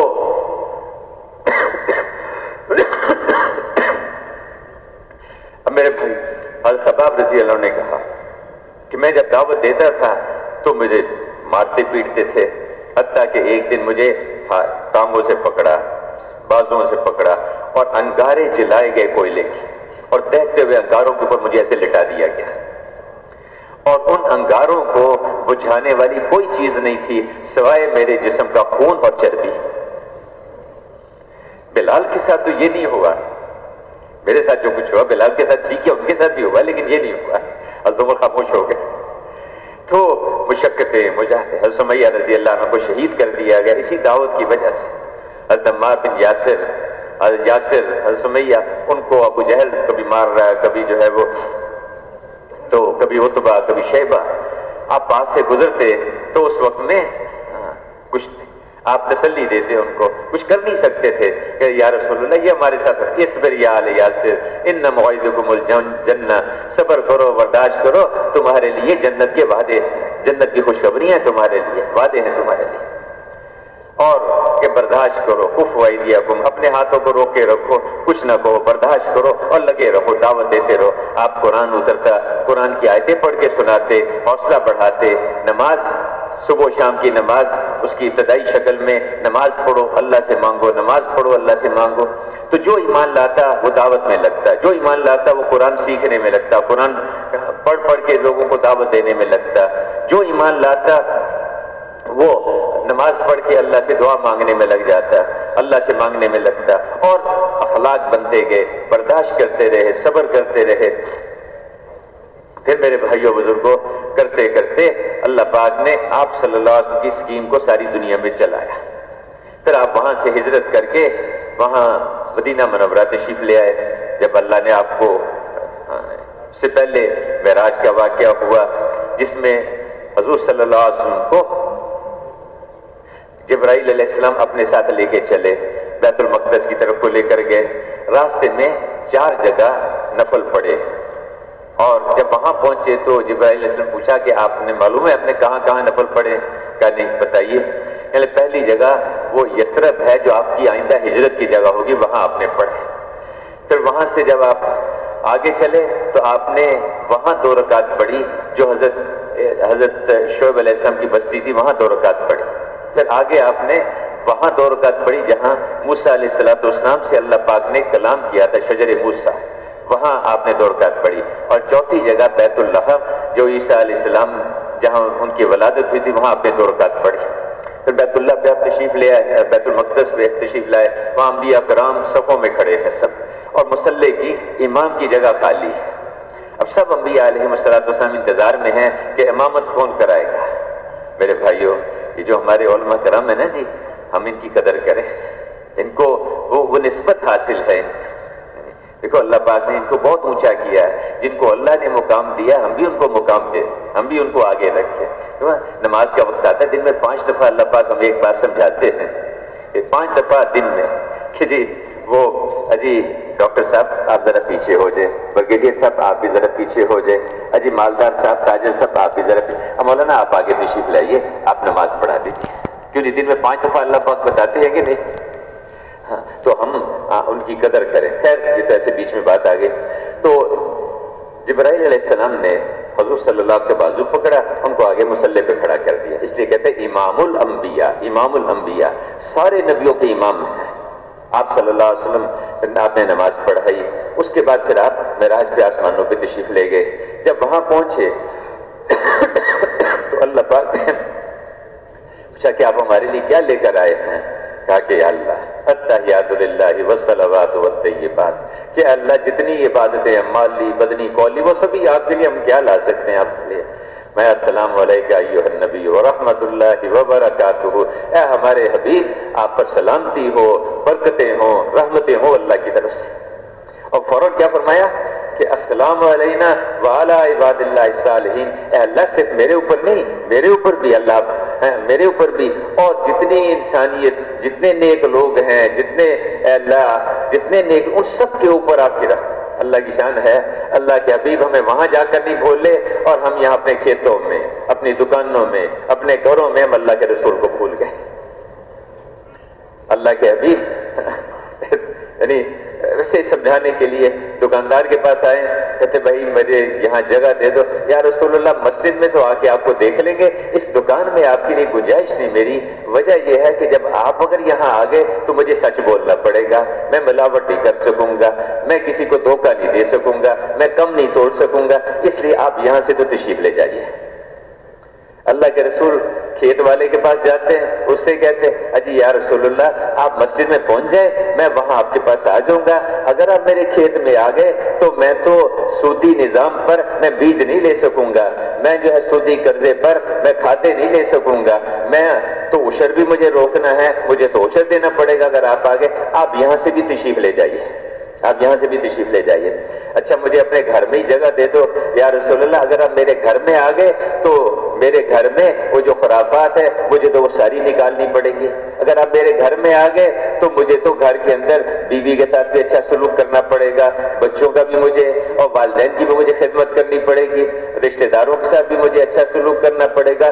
میں تو زمین کے جھگڑے میں بہن کے ساتھ کبھی بولتا نہیں ہوں، میں تو مکان کے جھگڑے میں چچا کے ساتھ مقابلے پہ کھڑا ہوں، تو میں یہ نہیں کر سکتا، میں یہ نہیں کر سکتا، آپ میرے گھر سے بھی تشریف لے جائیے، بھائی یہ ہمارا معاف کر دینا، یہ ہمارا۔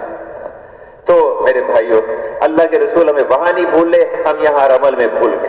کھانے میں حضور کا طریقہ نہیں سامنے، پینے میں حضور کا طریقہ سامنے نہ رہا، لباس میں حضور کا طریقہ سامنے نہ رہا، یہ حضور کا یہ پرانے طریقے کا، سواری پہ کیسے بیٹھنا ہے، سفر کیسے کرنا ہے، شادی میں حضور کا کیا طریقہ، سب کو راضی کریں گے، سب سے زیادہ ناراض اللہ اور اللہ کے رسول کو کریں گے۔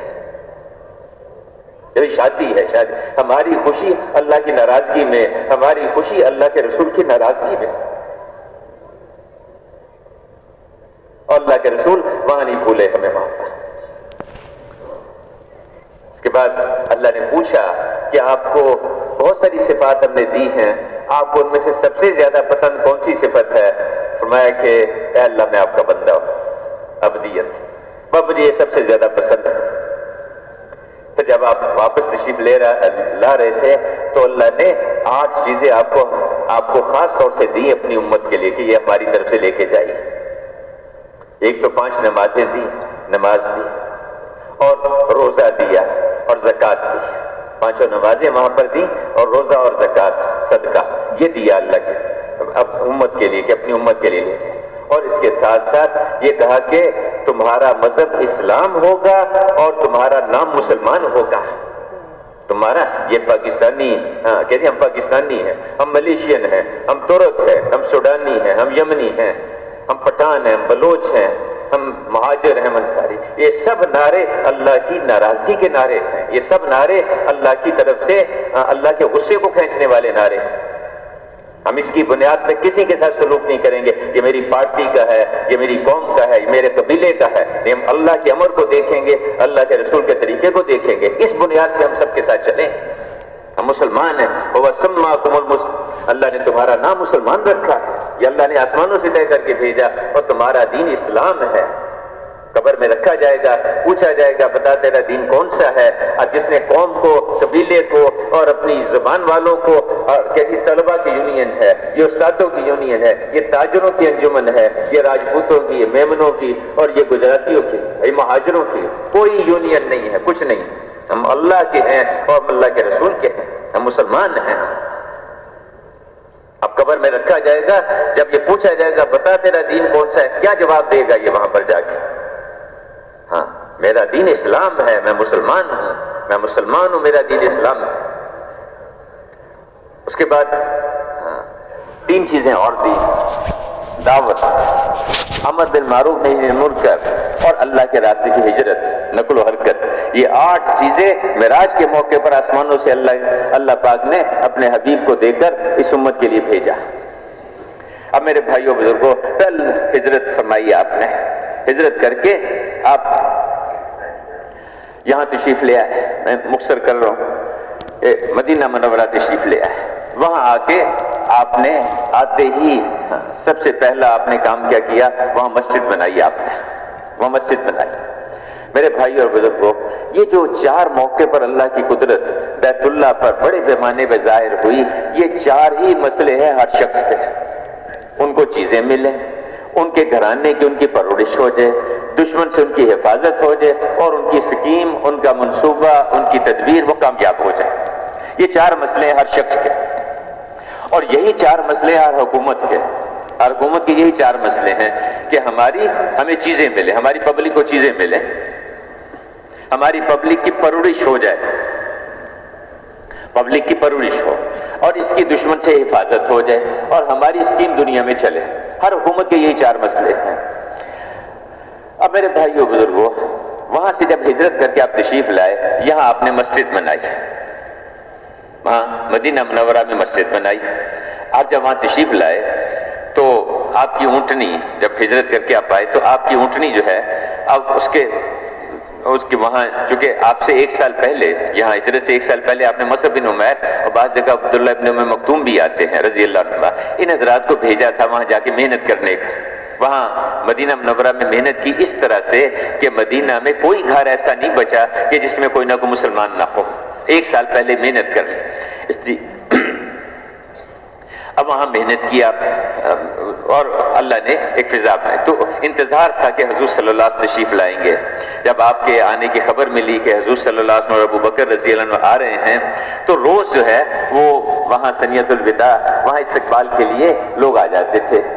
جب ایک دن آئے تو وہ اس کے جانے لگے، انتظار کرتے رہتے تھے۔ تو اتنے میں بھی حضور صلی اللہ علیہ وسلم ابو بکر رضی اللہ عنہ آئے، تو انہوں نے ایک یہودی نے دیکھا، وہ کہا کہ وہ دیکھو، وہ جس کا تم انتظار کر رہے تھے کئی دنوں سے، وہ آ رہے ہیں، وہ آ رہے ہیں۔ تو حضور صلی اللہ علیہ وسلم جب تشریف لائے ابو بکر، تو چھوٹی چھوٹی بچیوں نے شعر پڑھے، طلعت بدر علینا من ثنیات الوداع، کہ 14ویں کا چاند طلوع ہو گیا ہمارے اوپر ثنیۃ الوداع کی طرف سے، اور ہمارے ذمہ شکر واجب ہے جب تک جو ہے دائی دنیا میں دعوت دیتے رہے، ہمارے ذمہ شکر واجب ہے۔ تو آپ صلی اللہ علیہ وسلم تشریف لائے، وہاں آپ نے وہاں مسجد بنائی، اور جو مسجد بنائی آپ نے وہ ایسی کہ ہر آدمی آسانی سے بنا سکتا ہے۔ دن میں مردوں نے کام کیا، رات میں مستورات نے کام کیا۔ اور پھر میرے بھائیوں، اس مسجد میں کھجور کے تنے، وہ ستون، اور اوپر اس کے کھجور کے پتوں کی چھال، نیچے کچا فرش، ہلکی بارش ہوتی تو وہ اس کے جو کیچڑ ہو، اس میں اس سے حفاظت ہو جاتی، تیز بارش ہوتی تو پانی اندر آ جاتا۔ بعض موقعوں پر آپ نے کیچڑ میں بھی سجدہ کیا۔ اور اس مسجد میں کوئی بیت الخلا نہیں، کوئی وضو خانہ نہیں، کوئی غسل خانہ نہیں، کوئی پکا فرش نہیں، کچھ نہیں، حتیٰ کہ کوئی چراغ بھی نہیں، کوئی چراغ بھی نہیں۔ حضرت تمیم داری رضی اللہ عنہ، انہوں نے پہلی دفعہ مسجد میں چراغ جلایا ہے۔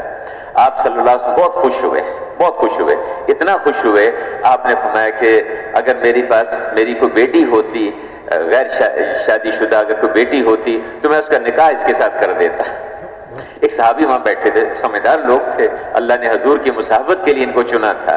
آدم علیہ السلام سے لے کر اور قیامت تک کے آنے والے سارے انسانوں کی قلوب پر نگاہ ڈال کے اللہ پاک نے حضور کی مصاحبت کے لیے یہ چند لاکھ آدمیوں کو چنا تھا۔ یہ چنے ہوئے لوگ تھے حضور کی صحبت کے لیے۔ کہتے ہیں میرے صحابہ اور صحابی ستاروں کی طرح سے ہے، جس کے پیچھے بھی چلو گے تم کامیاب ہو جاؤ، منزل پہ پہنچ جاؤ۔ اور میرے کسی صحابی کو ہلکا سمجھنا، کہتے ہیں ان کے بغیر یعنی کوئی کام ہو ہی نہیں سکتا، جیسے کھانا جو ہے نمک کے بغیر مزیدار بن نہیں سکتا، اس طرح میرے صحابہ کے بغیر کوئی کام نہیں ہو سکتا، صحیح ہو ہی نہیں سکتا، ان کے پیچھے چلنا۔ تو آپ صلی اللہ علیہ وسلم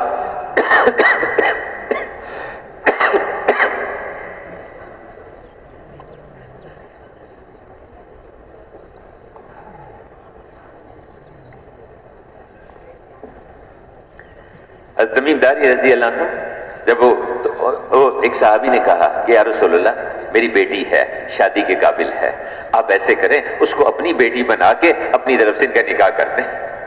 حضور نے ان کی اس بات کو فوراً قبول کیا اور ان کا نکاح ان کے ساتھ کر دیا۔ سمجھدار لوگ تھے، چونکہ سارے رشتے ختم ہو جائیں گے، سوائے حضور کے ساتھ کا جو رشتہ ہوگا یہ قیامت کے دن بھی قائم رہے گا۔ اس لیے حضرت عمر رضی اللہ عنہ نے حضرت علی کرم اللہ وجہ سے بات کی تھی کہ بھئی اپنی بیٹی کا نکاح میرے ساتھ کر دیں۔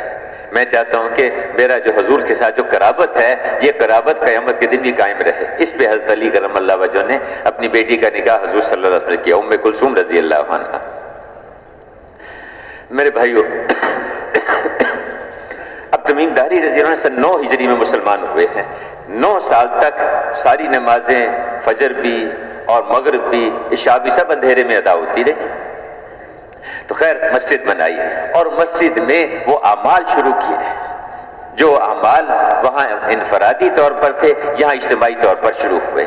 میرے بھائیو آج بھی ہمارا کام کیا ہے؟ جہاں مسجد نہیں وہاں مسجد بنانا، اور مسجد بنی ہوئی ہے اور اس مسجد کو اعمال سے آباد کرنا ہے. مسجدوں میں روزانہ مشورہ ہو، مسجدوں کے اندر روزانہ ایمان کی دعوت ہو، ایمان کے تذکرے ہوں، اللہ کی طرف دعوت دینا، اللہ کی طرف بلانا. مسجدوں میں فضائل کی تعلیم ہو. آپ صلی اللہ علیہ وسلم مسجد میں تشریف لائے، کچھ ساتھی ادھر بیٹھے تھے، کچھ لوگ ادھر بیٹھے ہوئے تھے. یہاں کیا ہو رہا ہے؟ یہاں جی ذکر. ہاں، اور یہاں کیا ہو رہا ہے؟ یہاں کچھ سیکھنا سکھانا ہو رہا ہے، دین سکھایا جا رہا ہے اور دین سیکھا جا رہا ہے. آپ نے فرمایا یہ بھی خیر کی ڈھیری، یہ بھی خیر کی ڈھیری. مجھے اللہ نے معلم بنا کے بھیجا ہے اس حلقے میں آپ بیٹھ گئے جہاں سیکھنا سکھانا تھا.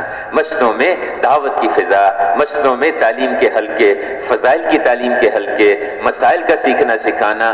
علماء کرام اس کی خود فکر کرنے والے ہوں کہ ہمارے محلے کا ہر آدمی عبادات کا دین سیکھے. دیکھیے تبلیغ میں دین نہیں سکھایا جاتا، وہ دین جس کا تعلق جد و جہد کے ساتھ ہے، محنت کے ساتھ ہے، اس کی طرف متوجہ کیا جاتا ہے.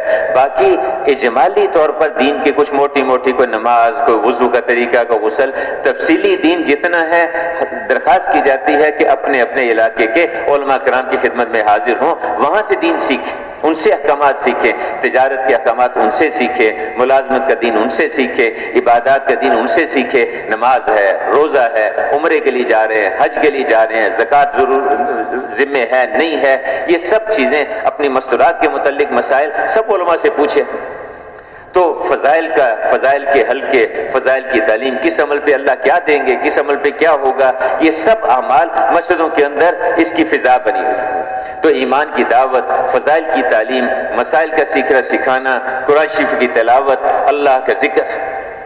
آپ صلی اللہ علیہ وسلم قرآن شریف کی تلاوت کا ایک دفعہ صحابہ کرام انتظار کر رہے تھے، آپ کو آنے میں تاخیر ہو گئی. جب آپ تشریف لائے تو فرمایا کہ اصل میں نے جو قرآن کا جتنا پڑھنا روزانہ اپنے لیے مقرر کر رکھا ہے وہ رہ گیا تھا، میں اس کو مکمل کر رہا تھا، اس لیے مجھے تاخیر ہوئی آنے میں. تو روزانہ اس لیے کہتے ہیں کم از کم 1 پارہ روزانہ قرآن شریف کی تلاوت آدمی کرے. اور جو حفاظ کرام ہیں ان کو اللہ نے یہ سعادت دی ہے، ان سے کہتے ہیں کہ 3 پارے روزانہ پڑھا کریں، 3 پارے روزانہ اس کا اہتمام کریں.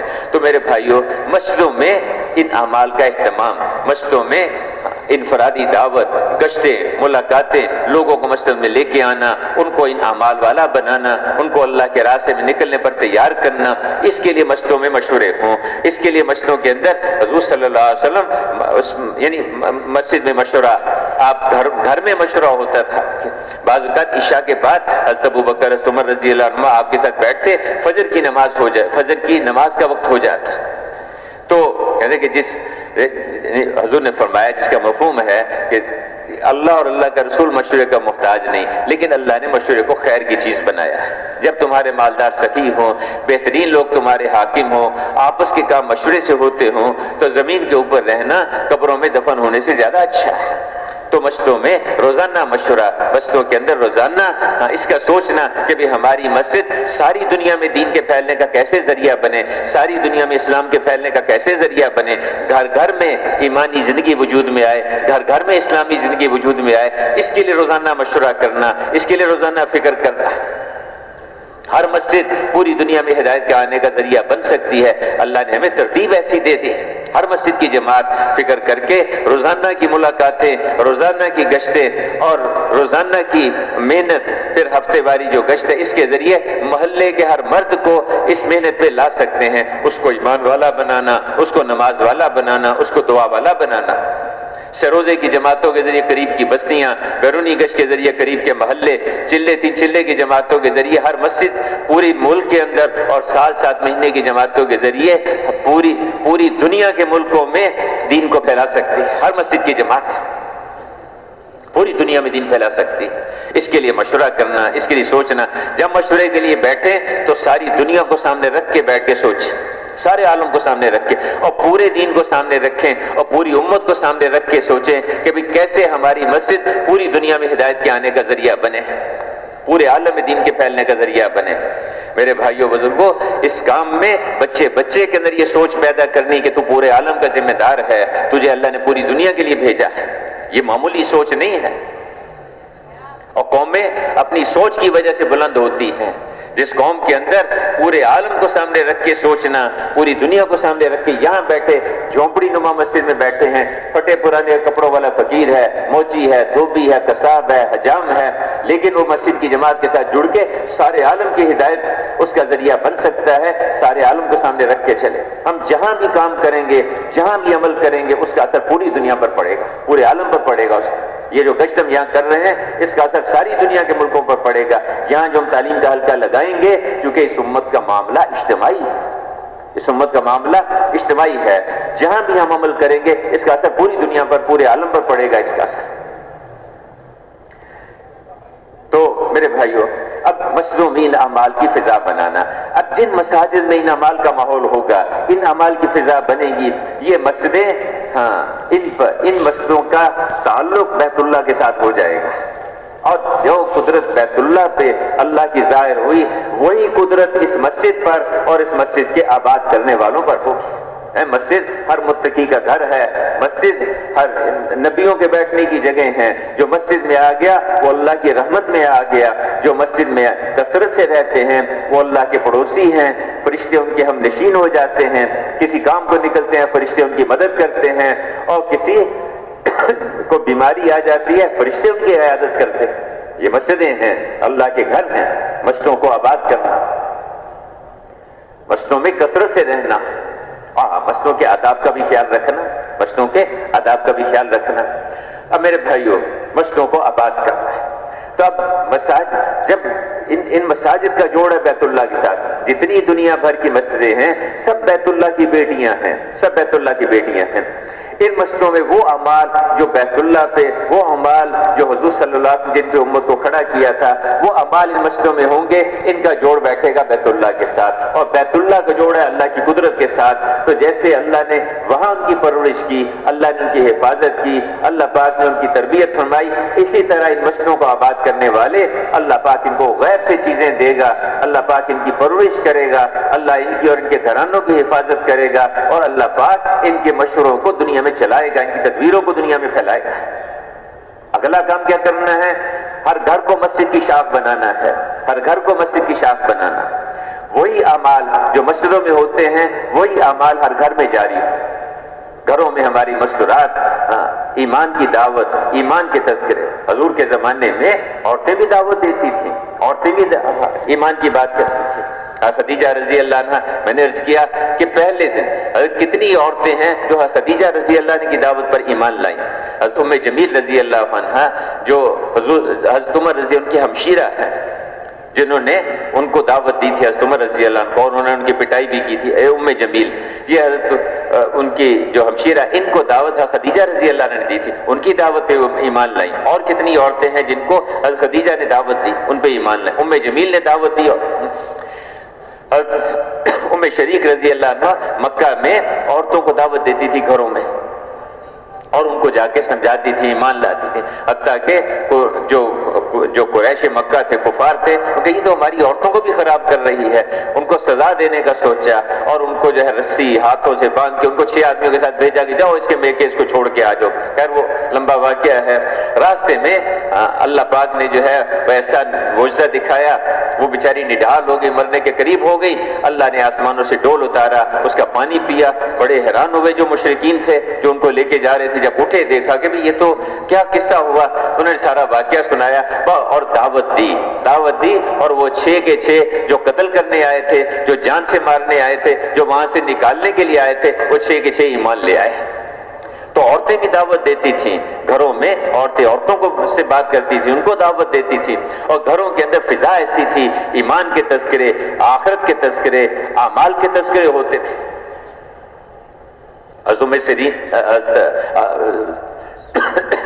امام سیرین، محمد بن سیرین رحمۃ اللہ علیہ، ایک جگہ انہوں نے مغرب کی نماز پڑھی، نماز کے بعد ایک مسجد میں نماز پڑھی، نماز سے فارغ ہوئے تو دیکھا کہ ایک بچہ 8-10 سال کا 10-12 سال کا بچہ نماز پڑھ رہا ہے۔ نماز کے بعد وہ فارغ ہوا، نفل پڑھے، اس نے دعا مانگی، دعا بھی لمبی مانگتا رہا، بہت خوش متاثر ہوئے اس کی دعا سے، نماز سے۔ اس کو بلایا بعد میں، کہا بیٹا میں تمہارے والد سے ملنا چاہتا ہوں، انہوں نے بڑی اچھی تربیت کی ہے تمہاری۔ اس نے کہا جی میرے ابا کا تو میں چھوٹا سا تھا انتقال ہو گیا تھا، میری پرورش اور تربیت تو میری ماں نے کی ہے، تو اس پہ ذرا سوچ میں پڑے۔ کہنے لگے کہ بیٹا میں تمہیں اپنی پرورش میں لے لوں، یتیم بچہ جو شخص اس کی پرورش کرتا ہے، تربیت کرتا ہے، تمہارے گھروں میں سے بہترین گھر وہ ہے جس میں کوئی یتیم بچہ ہو اور اس کے ساتھ اچھا سلوک ہوتا ہو۔ کوئی کسی کے دل میں سختی ہے، دل اس کا سخت ہے، یتیم بچوں کے ساتھ ان پہ سر پہ شفقت سے ہاتھ پھیرا کرے، اللہ اس کے دل کو نرم کر دے گا۔ تو اس نے بچے سے کہا کہ میں تمہیں اپنی پرورش میں لے لوں۔ اس نے کہا جی میری کچھ باتیں ہیں آپ سن لیں تو جیسے کہیں گے۔ کیا بات ہے؟ کہا مجھے بھوک لگتی ہے، آپ مجھے کھانے کو دیں گے؟ ہاں وہ بھی دوں گا۔ مجھے مجھے جو ہے سردی گرمی لگتی ہے اس کا بھی انتظام کریں؟ ہاں بیٹا اس کا بھی کروں گا۔ میں بیمار ہو جاتا ہوں، مجھے صحت بھی دیں گے؟ ہاں یہاں رک گئے کہ بیٹا صحت تو اللہ دیتا ہے، میں تو کوئی دوائی لا کے دے دوں گا، دوا دارو کر دوں گا۔ کہا اچھا میں مر جاؤں گا مجھے زندہ بھی کریں گے؟ کہا کہ زندگی موت تو اللہ پاک کے ہاتھ میں، اچھا آپ میرے آدھے کام کریں گے آدھے نہیں کریں گے؟ تو ایسے ہے کہ مجھے آپ اسی اللہ کی ذمہ داری میں رہنے دیں جو مجھے کھلاتا پلاتا ہے اور مجھے سردی گرمی سے بچاتا ہے، میں بیمار ہو جاتا ہوں مجھے صحت دیتا ہے، میں مر جاؤں گا مجھے زندہ بھی کرے گا۔ یہ گھروں کی تربیت تھی، مائیں سکھاتی تھی، ایمان سکھاتی تھی، اللہ سے لینا سکھاتی تھی، نماز والا بناتی تھی، دعا والا بناتی تھی۔ گھروں میں ایسی فضا ہو، گھروں میں۔ اب اگلا کام ہم نے گھروں کو مسجد کی شاخ بنانا، یہ اعمال گھروں میں وجود میں آئے، ایمان کی دعوت گھروں میں، فضائل کی تعلیم گھروں میں، روزانہ تعلیم کا حلقہ گھروں میں لگے، چھوٹے بچوں کو بھی تعلیم کے حلقوں میں بٹھانا چاہیے، اللہ کا ذکر مستورات اپنا وقت مقرر کریں، دعاؤں کا، تسبیحات کا، قرآن شریف کی تلاوت کا وقت مقرر کریں۔ صحابہ کے زمانے میں ایسے ملتا ہے کہ جو گھروں میں ایک جگہ مقرر کر لیتے تھے جس کو بعض جگہ مسجد البیت کہتے ہیں، اگرچہ وہ مسجد کے، وہ شرعی مسجد کے اس طرح سے احکامات نہیں ہیں، لیکن ایک جگہ ایسی مقرر کر لیتے تھے جس میں سارے اعمال کا مستورات اہتمام کرتی تھی۔ بڑا گھر ہے ایک کمرہ مقرر کر لیں، چھوٹا گھر ہے کسی ایک کونے میں اس کو صاف ستھرا رکھنا، یہ بھی سنت ہے صحابہ کی۔ اب میرے بھائیوں گھروں میں ان اعمال کا اہتمام کرنا، مسجدوں میں ان اعمال کا اہتمام کرنا، پھر گھروں میں اللہ کا ذکر ہو، قرآن شریف کی تلاوت ہو اور خدمت کا رخ ہو، محلے والوں پر ان پہ خرچ کرنے کا رخ، یہ گھر جو ہیں ان میں ان اعمال کی فضا بنے۔ اب میرے بھائیوں اللہ اکبر، فاطمہ رضی اللہ عنہا حضور صلی اللہ علیہ وسلم کے پاس ایک آدمی آیا، کہنے لگے یا رسول اللہ مسافر ہوں، بھوکا بھی ہوں، کچھ نہیں کھایا، اب گھر بھی نہیں جا سکتا، کوئی سواری بھی پاس نہیں ہے، تو میرا کچھ انتظام کر لے۔ آپ نے صحابہ کو ترغیب دی، حضرت سعد بن عبادہ رضی اللہ عنہ نے کہا یا رسول اللہ یہ میری اونٹنی ہے، یہ ان کو دے دیں تاکہ اپنے سفر کر لے گا، کہ بھوکا بھی ہوں کچھ اس کے لیے بھی دے دے۔ آپ نے سلمان فارسی رضی اللہ عنہ سے کہا کہ جاؤ جا کے گھروں میں سے کسی گھر سے کچھ کھانے کو مل جائے تو لا کے اس کو دے دو بھائی۔ وہ گئے، اس کو ساتھ لیا اور گئے، کئی گھروں سے پتہ کیا کچھ نہیں ملا۔ اب فاطمہ رضی اللہ عنہ کے گھر آ گئے، پردے میں ان سے بات کی، کہا کہ کچھ گھر میں کھانے کو ہو تو دے دیں، یہ مسافر ہے حضور نے بھیجا ہے۔ کہنے لگے سلمان گھر میں تو کچھ بھی نہیں، 2 دن سے میں نے بھی اور حضرت علی کرم اللہ وجہہ نے اور حسنین نے کچھ نہیں کھایا۔ دودھ پینے کے زمانے میں ان بچوں نے فاقے برداشت کیا، کمانا جانتے تھے، کاروبار کرنا جانتے تھے، یہ نہیں کہ صرف میمنوں کو کاروبار کرنا آتا ہے اور صرف یہ کہ گجراتیوں کو کاروبار کرنا آتا ہے، یہ نہیں، جانتے تھے۔ شام تک تجارت ان کی ہوتی تھی، یمن تک تجارتی قافلے جاتے تھے، لیکن دین کے کام میں اس طرح سے لگے کہ اس کی فرصت ہی نہیں۔ اب فاقے تو نہیں کہا کہ میں جو ہے نا اس کو ایسے تو نہیں جانے دوں گی، یہ حضور کا مہمان ہے، مسافر ہے۔ اپنی جو چادر تھی نا جی اوڑھنے کی، وہ لپیٹی، طے کر کے حضرت سلمان کو پردے کے پیچھے سے پکڑائی، کہا کہ یہ جو 7 والی گلی میں یہودی رہتا ہے نا شمون، اس کو دے دو، اس سے جا کے کوئی یہ چادر گروی رکھ لو اور اس کے بدلے میں کچھ جو دے دو، جب ہمارے پاس کچھ ہوگا تمہیں اس کا قیمت دے کے تم سے یہ چادر واپس لے لیں گے، یہ چادر اس کو دے کے جو لے، میں اس کا روٹی بنا کے اس کو دے دیتی ہوں۔ وہ گئے، جا کے اس سے شمون سے بات کی، اس نے کہا قصہ کیا ہے؟ سارا قصہ اس نے سنا، بہت متاثر ہوا، کہنے لگا کہ یہ نہیں ہوگا، یہ نہیں ہوگا۔ چادر لپیٹی واپس کی، 350 جو بھی دیے، کہا کہ سلمان یہ نبوت ہے، یہ نبوت ہے، جاؤ فاطمہ سے کہہ دو میں تیرے باپ پہ ایمان لے آیا، تیرے باپ پہ ایمان لے۔ ہمارے گھر لوگوں کی خدمت کا ذریعہ تھے، ہمارے گھر پڑوس والوں کے لیے ان کے لیے نفع کا ذریعہ تھا۔ گھروں میں ایسی فضا، ایمان کی دعوت، فضائل کی تعلیم، مسائل کا سیکھنا سکھانا، گھروں کی جو مستورات ہیں ان کے متعلق مسائل ہم علماء سے پوچھ پوچھ کے ان کی رہنمائی کریں، علماء سے پوچھ پوچھ کے اپنے گھروں کی جو گھر کی جو مستورات ہیں ان کو سکھائیں گی۔ یہ مردوں کی ذمہ داری ہے، مردوں کی ذمہ ہے۔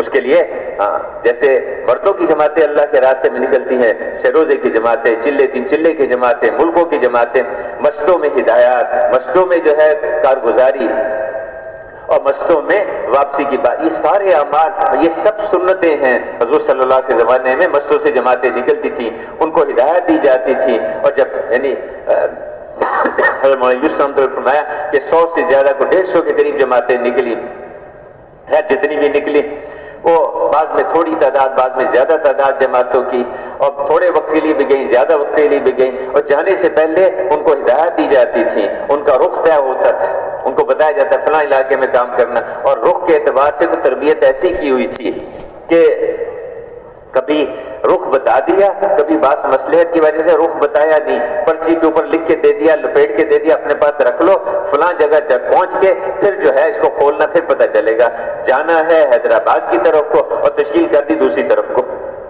بازار دوسری طرف کو، پرچی بھی لکھا حیدرآباد، وہاں پہنچ کے پھر واپس جو ہے حیدرآباد جانا ہے۔ تو ایسی تربیت تھی جہاں تشکیل ہو جائے۔ صحابہ کہا کرتے تھے یا رسول اللہ ہم تو آپ کے ہو گئے، آپ فرمائیں تو پہاڑوں سے چھلانگ لگا دیں، آپ فرمائیں تو سمندروں میں کود جائیں، آپ فرمائیں تو وہ بر کے عماد یمن کے قریب کی بستیاں ہیں وہاں تک پہنچ کے دکھائیں گے، اونٹنیاں مر کے گرتی ہیں، گر جائیں ہم وہاں پر تک پہنچ کے دکھائیں گے، ہم تو آپ کے ہو گئے۔ اے عمر ہم تیرے تیروں میں سے تیر ہیں، جدھر چاہے ہمیں پھینک دے۔ یہ مزاج تھا، یہ نہیں کہ ٹھنڈے علاقے میں اور گرم علاقے میں فلاں کے ساتھ بھیجو، فلاں کے ساتھ نہ بھیجو، ہم تو آپ کے۔ تبلیغ کی بنیاد تھی، تو مسجدوں سے جماعتیں نکلتی تھی، ان کو ہدایت دی جاتی، ان سے کارگزاری سنی جاتی۔ گھروں میں ان اعمال کی فضا تھی، اور گھروں میں بچوں کی تربیت ہوتی تھی، بچوں کو سکھایا جاتا تھا، دین سکھایا جاتا، دینی زندگی سکھائی جاتی، ان کو اللہ کے راستے میں نکلنے کی تربیت ہوتی۔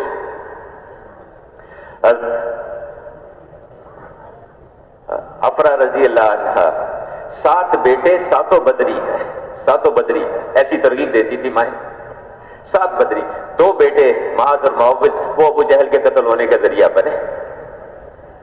حضرت ام فضل رضی اللہ عنہ 10 بیٹے ہیں اور دنیا کے 10 ملکوں میں ان کی قبریں ہیں۔ قسم بن عباس رضی اللہ عنہ وادی فرغانہ، یہ روس میں کرغزستان اور ازبکستان کا جو سرحد ہے اس میں، اس علاقے میں وادی فرغانہ میں ان کی قبر ہے۔ تو مائیں ایسی گھروں میں ترغیب دیتی تھیں، بچے اللہ کے راستے میں نکلتے، عورتیں بھی اپنے مردوں کے ساتھ اللہ کے راستے میں نکلتی تھیں۔ تو گھروں میں ان اعمال کی فضا ہو، نقل و حرکت کی فضا ہو، گھروں کے اندر دینی زندگی سیکھی جا رہی ہو، سکھائی جا رہی۔ تو دوسرا کام گھروں کو مسجد کی شاخ بنانا، اور یہ مسجد والے اعمال ہر گھر کے اندر جاری ہوں۔ اب ان گھروں کا جوڑ ہوگا مسجدوں کے ساتھ، اور مسجد کا جوڑ ہے بیت اللہ کے ساتھ، اور بیت اللہ کا جوڑ ہے اللہ کی قدرت کے ساتھ۔ اب ان گھروں پر اللہ پاک کی رحمتیں اترے گی، وہ رحمتیں جو بیت اللہ پہ اترتی ہیں وہ رحمتیں ان کے گھروں پر اتریں گی، وہ برکتیں ان کے گھروں میں آئیں گی، اور اللہ پاک ان گھر والوں کی حفاظت فرمائے گا دشمن سے، ان کی پرورش فرمائے گا، غیب سے ان کو چیزیں دے گا، اور اللہ پاک ان کی تدبیروں کو کامیاب کرے گا۔ تو اگلا کام اپنے ہر گھر کو مسجد کی شاخ بنانا، ہر گھر کو مسجد کی شاخ بنانا۔ اگلا کام کیا؟ کمائی کی جگہ کو مسجد کی شاخ بنانا۔ اس یقین کو مسجد سے سیکھا، اللہ کے دھیان کو مسجد والے ذکر سے سیکھا، اس اللہ کو راضی کرنے کے جذبہ اخلاص کو مسجد والے اعمال سے سیکھا۔ اور پھر میرے بھائیوں بزرگوں، اس دھیان کے ساتھ، اس یقین کے ساتھ، اس اخلاص کے ساتھ حضور والا طریقہ، فضائل کا استحضار، اس کے ساتھ اپنی کمائی کی جگہ پہ جائیں گے۔ کاروبار جب ان صفات کے ساتھ ہوگا، صحیح یقین سے ہوگا، اللہ کے دھیان کے ساتھ ہوگا، اخلاص کے ساتھ ہوگا، اللہ کو راضی کرنے کے لیے اس یقین کے ساتھ کہ میری روزی کاروبار میں نہیں ہے، وَفِي السَّمَاءِ رِزْقُكُمْ، میری روزی آسمانوں میں ہے، اللہ پالنے والے۔ اور وعدہ کر رکھا اللہ نے روزی ملے گی مجھے، اس کے ساتھ نہیں، مجھے تو اس کاروبار میں اللہ کے احکامات پورا کرنے ہیں، جو اس یقین کے ساتھ چلے گا، اس دھیان کے ساتھ چلے گا کہ اللہ پاک مجھے دیکھ رہے ہیں، اللہ دیکھ رہے ہیں مجھے، یہ کبھی جھوٹ نہیں بولے گا، کبھی دھوکہ نہیں دے گا، کبھی ملاوٹ نہیں کرے گا، ایسا تاجر اس کا حشر انبیاء اور صدیقین کے ساتھ ہوگا۔ بعض اللہ والوں نے کہا کہ بازار تو اللہ کے دسترخوان ہے، وہاں سے اللہ کی مخلوق کو روزی ملتی ہے، لیکن کب؟ جب ان صفات کے ساتھ ہم کاروبار کو کریں گے، اور یہ صفات ملے گی مسجد سے۔ اس لیے حضرت عمر رضی اللہ عنہ بازار سے گزرے، ایک نئی دکان دیکھی، اس کے پاس چلے گئے، پوچھا تم نے بازار کا دین سیکھا ہے؟ کہا جی وہ تو نہیں سیکھا۔ تو کوڑا مارا، کہا نکل یہاں سے، ہمارے بازاروں کو گندا نہ کرو، ہمارے بازاروں کو گندا نہ کرو، جاؤ پہلے مسجد میں جا کے، وہاں سے جا کے ایمان سیکھو، نماز سیکھو، اللہ کے اوامر سیکھو، علماء سے جا کے پوچھیں ہم کہ جی بتائیے تجارت کا کیا دین ہے، تجارت کے کیا احکامات ہیں، میں پیٹرول پمپ پہ کام کرتا ہوں، کیا احکامات ہیں، میں چاندی سونے کا کاروبار کرتا ہوں، کیا احکامات ہیں، میرا کپڑے کا کاروبار ہے، بتائیے کیا احکامات ہے، میں جو ہے کاپی پینسل کی اس کی خرید و فروخت ہے، اس کا کیا احکامات ہے، کیا اصول ہے، میرا امپورٹ ایکسپورٹ کا کاروبار ہے، کنٹینر بھیجتا ہوں منگواتا ہوں، بتائیے کیا احکامات ہیں، علماء سے جا کے پوچھیں۔ اب اس تاجر کی اللہ پاک ان کی تجارت کی حفاظت فرمائے، بیٹھے بیٹھے میری پریشان ہو گیا۔ اب میرے بھائیو شور مچانا ہے نا جی، تو کسی حکومت کے بس میں کچھ نہیں ہے، سب اللہ کے ہاتھ میں، آسمانوں سے نظام چلتا ہے۔ اور دیکھیے ایک بات بیچ میں ایسے آ کہ یہ جو ہے نا کہ آدھے دن جو ہے وہ بستروں پہ گزار دینا، 12-1 بجے جو ہے وہ جا کے کاروبار پہ 2-2 بجے پہنچنا، اور آدھی رات وہ اس پہ دکانوں پہ دھکے کھاتے رہنا۔ میں کہ اللہ نے وجعلنا النہار معاشا، اللہ نے دن کاروبار کے لیے بنایا ہے، رات اللہ نے آرام کے لیے بنائی ہے، اعمال کے لیے بنائی ہے۔ فجر سے لے کر ظہر تک کوئی نماز نہیں رکھی، لمبا وقت دے دیا، اس کے بعد نمازیں عصر، مغرب، عشاء، اور راتوں کی تہجد ہے، چاشت، اس کے تو دن اللہ نے اس کے لیے دیا ہے۔ اور اس میں مفتی صاحب نے فرمایا، مفتی جلال العابدین صاحب نے فرمایا کہ روزی میں بے برکتی اور پریشانی کا ایک بڑا سبب یہ ہے کہ برکت کا وقت ہم بستروں پہ گزار دیتے ہیں۔ اللہ نے اس امت کے صبح کے وقت میں برکت رکھی ہے، اور نعرے لگاتے شور مچاتے ہیں کہ جی رات کو جو ہے ہمیں ساری رات اس کاروبار پہ بیٹھنے دو، دکانوں پہ بیٹھنے دو، اس لیے روتے ہی رہیں گے بیچارے۔ جو اللہ کے رسول نے ضابطے بتائے ان کو دیکھ کے چلو، صبح اپنا کام شروع کر لو، اور اس کے بعد زور تک فارغ ہو، چلو زیادہ سے زیادہ اثر تک اسے فارغ ہو جاؤ۔ اللہ نے برکت رکھی ہے صبح کے وقت میں۔ تو کاروبار کی جگہ کو مسجد کی شاخ بنانا وہ تب ہوگی جب ان صفات کے ساتھ کاروبار میں جائیں گے، یقین کے ساتھ، اللہ کے دھیان کے ساتھ، اللہ کو راضی کرنے کے لیے، اور لوگوں کو نفع پہنچانے کی نیت سے۔ جو باہر سے سودا لے کے آتا ہے تاکہ بستی والوں کو آسانی سے ملے، اللہ پاک اس کو غیب سے روزی دیتے ہیں۔ اور جو اس لیے روک لیتا ہے، کبھی پیٹرول کو روک لیا، کبھی گندم کو روک لیا، کبھی چاول کو روک لیا، لوگوں کو ضرورت ہے، کتاریں لگی ہوئی ہیں، لوگ بیچارے منتیں کر رہے ہیں، یہ اس لیے کہ قیمت زیادہ ہو جائے، مہنگا ہو جائے۔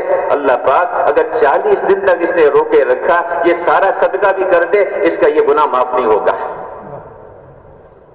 اس کا یہ گناہ معاف نہیں ہوگا۔ کوئی چھوٹی بات ہے یہ نہیں کہ خالی تجارت، کون سی تجارت ہے؟ وہ ایمان والی، حضور کے طریقے کو سیکھنے والی، اور لوگوں کی ہمدردی خیرخواہی کے ساتھ ان کو نفع پہنچانے کے لیے۔ تو اسی طرح ملازمت ہے، اس کو تو مزدوری ہے، اس کو اس کی شاخ بنانا ہے۔ دفتر میں 8 بجے جانے کا وقت ہے، 10 بجے گھر سے نکلتا ہے، علماء بتائیں گے یہ 2 گھنٹے کی تنخواہ حلال ہے یا حرام ہے۔ تبلیغ اندھا دھند نہیں ہے، 4 مہینے لگا لو، ملکوں میں 7 مہینے لگا لو، اور حلال حرام کی پرواہ بھی نہ کرو، یہ تبلیغ نہیں ہے۔ کہ یہ وہ تو ہمارا دین ہے اور یہ ہمارا کاروبار ہے۔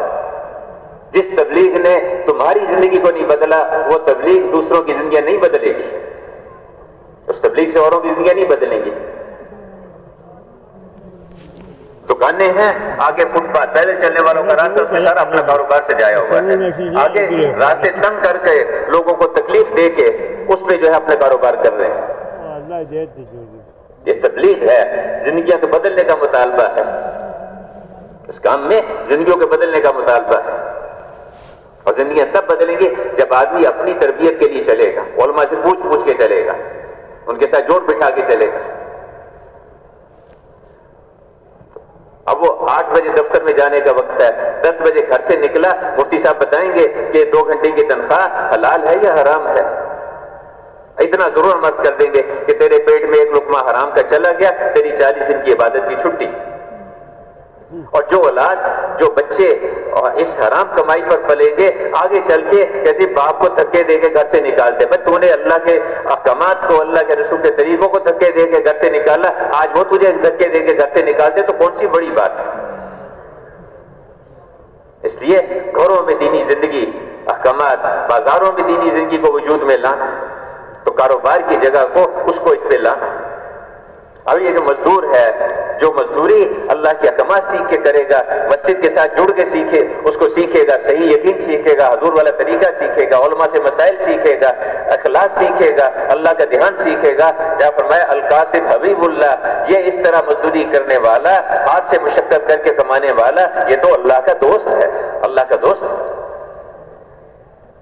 اور اگلا کام، ہاں، کہ میرے بھائیوں، جو ذمہ دارہ کرتے ہیں اس کو اللہ کے احکامات سیکھنا، اس کے مطابق کرنا۔ اب یہ جو ذمہ دارہ جو کرے گا، اس یقین کے ساتھ، اللہ کے دھیان کے ساتھ، ان صفات کے ساتھ کرے گا، اللہ کیا جو کھیتی اگے گی وہ اس کو کوئی پرندہ کھا لے، کوئی جانور کھا لے، کوئی انسان کھا لے، اس کو صدقہ کرنے کا ثواب ملے گا۔ یہ ساری کھیتی، کوئی درخت، کوئی پودا، کوئی سبزی، کوئی پھل، یہ سب اللہ کی تسبیح کرتے ہیں اور اگانے والے کے حساب میں وہ تسبیح لکھی جاتی ہے، اس کو اس کا اجر ملے گا۔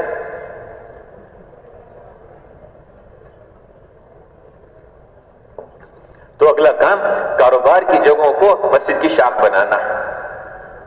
اب یہ جو کاروبار کی جگہ جب ان صفات کے ساتھ ہوں گی، ان کا جوڑ مسجد کے ساتھ، مسجد کا جوڑ اللہ کی قدرت کے ساتھ، اور بیت اللہ کے ساتھ، بیت اللہ کا جوڑ اللہ کی قدرت کے ساتھ ہے، ان کے کاروبار کی اللہ حفاظت کرے گا، ان کی دکانوں کی اللہ حفاظت کرے گا، ان کے کھیتوں کی اللہ حفاظت کرے گا، اور اللہ پاک ان کے نظام کو چلائے گا۔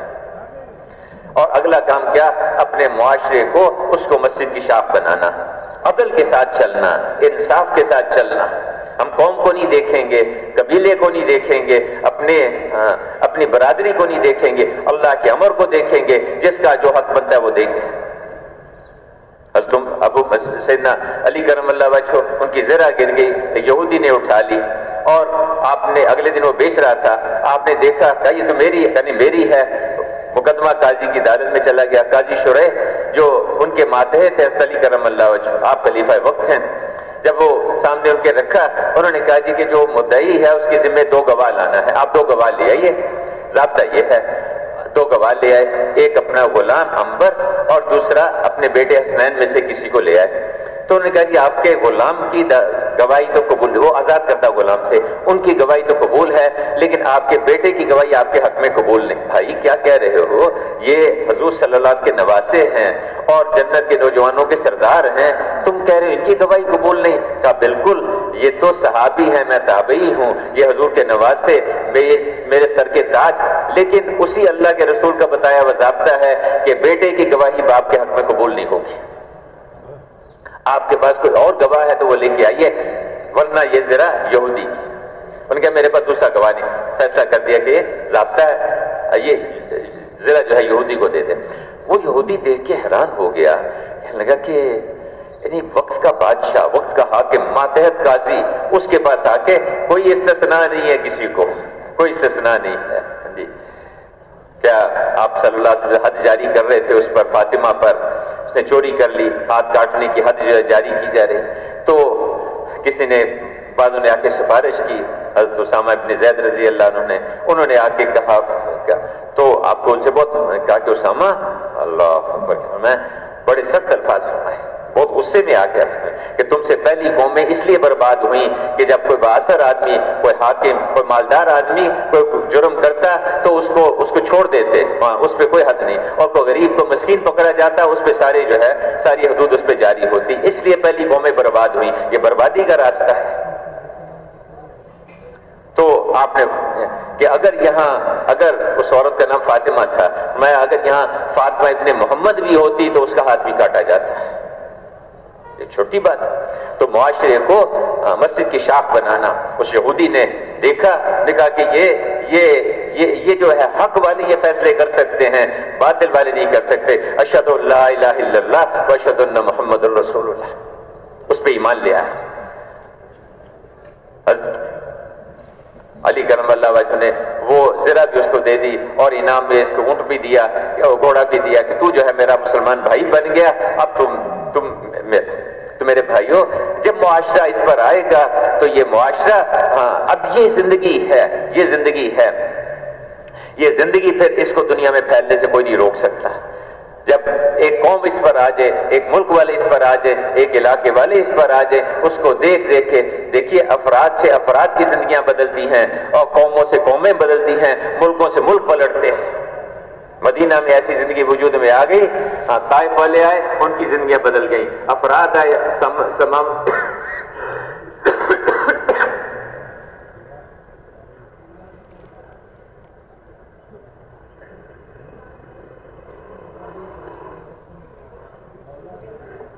سمامہ ابن اسال آئے، ان کی زندگی بدل گئی، افراد آئے، افراد اسلام میں داخل، قومیں آئیں، قومیں اسلام کی طرف پلٹتی چلی گئیں، پھر اس زندگی کو لے کے چلے، صحابہ کرام ساری دنیا میں پھیلے جماعتیں بن کے، اور میرے بھائیوں بزرگوں تھوڑے سے عرصے میں اللہ جماعتیں بن کے دنیا میں گئے، اور صحابہ کیا کہتے تھے کونوا مثلنا، ہماری طرح کے ہو جو، یہ ہمارا ایمان، یہ ہماری عبادات، یہ ہمارے اخلاق، یہ ہماری مسجد کی زندگی، یہ ہماری کاروبار کی زندگی، یہ ہمارے معاملات، یہ ہماری معاشرت، یہ ہمارا رہن سہن، یہ زندگی ہے، اس کو اختیار کرو، کونوا مثلنا۔ وہاں ان کو دیکھ کے قومیں اور ملک اسلام کی طرف کو پلٹتے۔ کہتے ہیں انڈونیشیا میں چند تاجروں نے اسلام پھیلایا، آج بہت سارے مسلمان دنیا کے ملکوں میں تجارت کر رہے ہیں۔ کیا اسلام پھیلنے کا ذریعہ تجارت بن رہی ہے؟ نہیں، وہ دعوت تھے، دعوت کے ساتھ تجارت کو لے کے چلتے تھے، دعوت کے ساتھ اخلاق لے کے چلتے تھے، دعوت کے ساتھ وہ ساری چیزوں کو لے کر چلتے تھے، ایک زندگی لوگوں کے سامنے پیش کرتے تھے۔ اور میرے بھائیوں اس کا نتیجہ کیا ہوا؟ صرف 100 سال میں یہ زندگی اس بیت اللہ سے اٹھی، اس مکہ سے اٹھی، اور فرانس کے وسط سے لے کر روس کے وسط تک قوموں کی قوم میں، ملکوں کے ملک اسلام میں پلٹتے چلے گئے۔ اور آج بھی یہ ہو سکتا ہے، بشرطے کہ ہر مسجد کی جماعت اس پر آئے اور ہر مسجد کی جماعت ساری دنیا کو سامنے رکھ کے محنت کرے، جماعتیں بنا کے دنیا کے ملکوں میں جانا اور ساری دنیا کے ملکوں کو اس پہ لانا، دنیا لینے کے لیے نہیں جانا۔ معذرت کے ساتھ مسلمان بھکاری بن کے نہیں دنیا میں پھرتا، کشکول لے کے نہیں دنیا میں پھرتا۔ اللہ کے نام پر کوئی نوکری دے دو، اللہ کے نام پر کوئی ڈگری دے دو، اللہ کے نام پہ کوئی بھیک ڈال دو۔ مسلمان بھکاری چونکہ اللہ کے در کو چھوڑا، اللہ سے مانگنا چھوڑا، اللہ نے ساری دنیا کے سامنے بھکاری بنا دیا۔ میرے بھائیوں توبہ کریں، استغفار کریں کہ جس کام کے لیے اللہ نے بھیجا تھا ہم نے اس کام کو اپنا کام نہیں سمجھا، اس کو اپنی ذمہ داری نہیں سمجھا، اور ایک مسلمان کو جا کے سمجھائیں ہم یہ بات۔ یہ میری سچی بات ہے، بڑی حیرت بھی ہوتی ہے کہ مسجد میں 300 آدمی ہیں، 200 آدمی ہیں، 4 مہینے لگائے اور 10 آدمی جڑتے ہیں، 15 آدمی جڑتے ہیں، انہوں نے کام کو کام ہی نہیں سمجھا، اپنی محنت کو محنت نہیں سمجھا انہوں نے جس کے لیے اللہ نے بھیجا۔ اس پہ ہم توبہ کریں، استغفار کریں، اللہ سے معافی مانگے کہ اللہ ہم نے کیا کیا، ہم نے ظلم کیا اس کام کے ساتھ، ہم نے زیادتی کی، اس لیے ہم استغفار کریں اور ہر مسلمان کو جا کے سمجھائیں کہ بھائی تمہیں اللہ نے ایک کام کے لیے بھیجا، اللہ نے یہ زندگی دی ہے، اس کو لے کے ساری دنیا کے انسانوں کے پاس جانا ہے اور ان سے کچھ لینے کے لیے نہیں جانا۔ جو مخلوق دے گی وہ بہت تھوڑا دے گی اور بہت جلدی ختم ہو جائے گا، جو اللہ دیں گے اپنی شان کے مطابق دیں گے وہ کبھی ختم نہیں ہوگا۔ ایسے لوگ جس کام کو اپنا کام بنائیں گے، جہاں کی آواز لگے گی، جتنے وقت کا تقاضا ہوگا، جس حال میں کہا جائے گا، جس کے ساتھ جانے کے لیے کہا جائے گا اور جتنے وقت کے لیے کہا جائے گا اس کے لیے تیار ہوں گے، ایسے لوگ اللہ اکبر یہ جنت کے خواص ہوں گے۔ ان کے چہروں پر وہ نور ہوگا جو نبیوں کے چہروں پر ہوتا ہے۔ ان کو اللہ پاک انبیاء کرام کے ساتھ والی کرسیوں پہ بٹھائیں گے، انبیاء اور شہداء کے ساتھ والی کرسیوں پہ جگہ دیں گے، اور اللہ پاک ان کو جنت میں نبیوں کا پڑوس عطا فرمائیں گے۔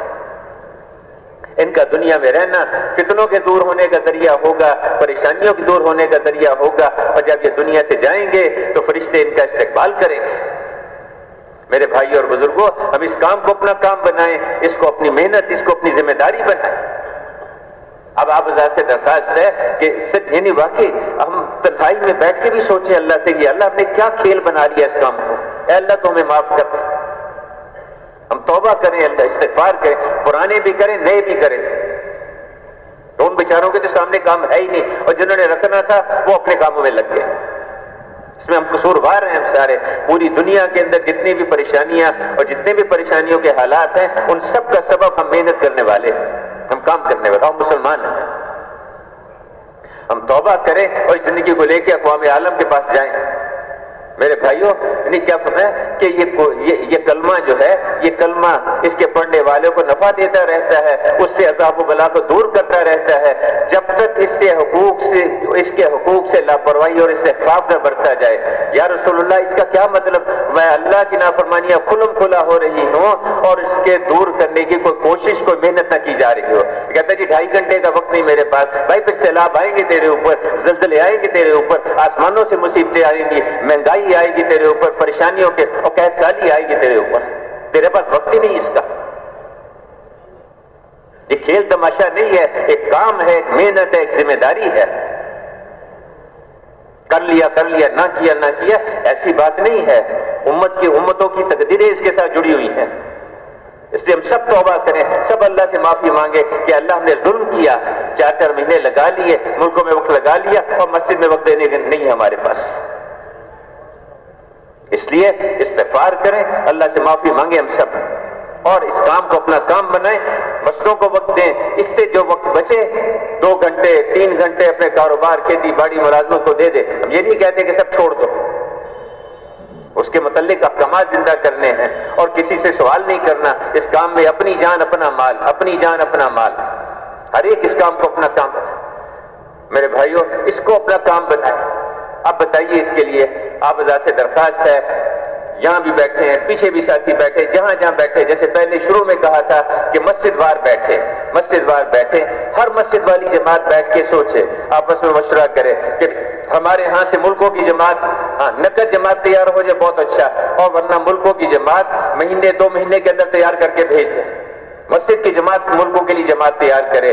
اسی طرح مسجد کی جماعت 3 چلے کی جماعتیں تیار کرے. یہ تو اس تک پہنچنے کے لیے ہے.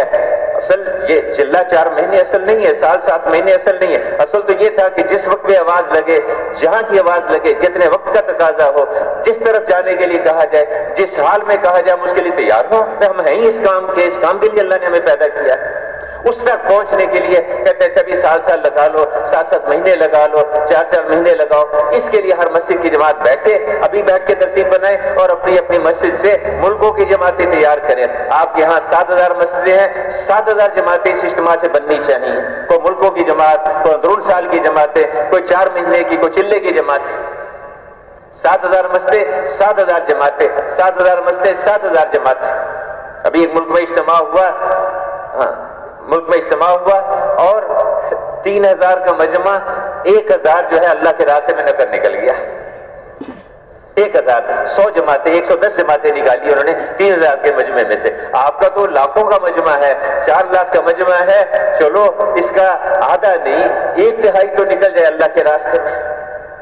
آپ کی تو 15000 جماعتیں بننی چاہیے. یہاں سے ہر مسجد سے 2 جماعتیں بنائیں، ہر مسجد سے 3 جماعتیں بنائیں، 4 جماعتیں بنائیں، 15000 جماعتیں نکلنی چاہیے. اس لیے آپ ذات ہمت کریں، فرمائیں مسجد وار بنائیں، ملکوں کی جماعتیں اور ملک کے اندر کی جماعتیں، 4 مہینے کی، 40 دن کی جماعتیں، سال کی جماعتیں. فرمائیں آپ جی مسجد وار. پیچھے جو ساتھی ہیں وہ اپنے حلقے میں لکھوائیں اور اٹھ کے کوئی نہ جائے. کوئی بیمار، کوئی معذور، کوئی بوڑھا، کوئی استنجے کا تقاضا ہوتا ہے اس کی بات الگ ہے، باقی سب بیٹھے رہیں. جی بھائی جی مسجد وار بتائیں جی، مسجد وار فرمائیں جی، مسجد وار جماعتیں. عثمان غنی مسجد سے 2 جماعتیں چلے 3 چلے کی. اللہ قبول. بیٹھے رہے اٹھ کے نہ جائیں بھائی، یہ منظر نہ بنائیں. بیٹھ جاؤ اٹھے نہ کوئی بھی، بیٹھے تشریف رکھے. یہ منظر جو ہے اللہ کے غضب کو کھینچنے والا ہے، اللہ کی ناراضگی کو کھینچنے والا ہے. بیٹھے تشریف رکھے، بیٹھے. شاہ لطیف ٹاؤن محمدی مسجد سے جماعت. اس کو کھیل نہ بنائے. ہم بیٹھے سنا اور اس کے بعد اٹھ کے چل پڑے. یہ بڑا خطرناک منظر ہے. اور اللہ نے اس کو نہیں وعید نہیں زیادہ سنانی چاہیے، لیکن وہ قرآن میں بڑے سخت الفاظ اس میں آئے ہیں، یہ منظر نہیں بنانے چاہیے، اٹھ کے بیٹھے رہے، جم کے بیٹھے۔ مدینہ مسجد سے چلے 3 چلے کی جماعت اللہ قبول فرمائے۔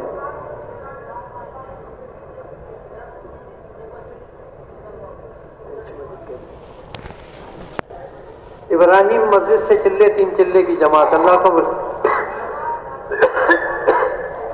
اسکاؤٹ کالونی سے سال کی جماعت۔ ابابین مسجد سے سال کی جماعت اللہ قبول فرمائے، اللہ آسان فرمائے۔ سبحانی مسجد ضیاء کالونی سے چلے 3 چلے کی جماعت۔ صابری مسجد محمود آباد 2 جماعتیں ماشاءاللہ چلے 3 چلے کی، اللہ قبول فرمائے، اللہ آسان فرمائے۔ تشریف رکھیں، نام لکھانے والے بھی تشریف رکھیں، اللہ جزائے خیر دے۔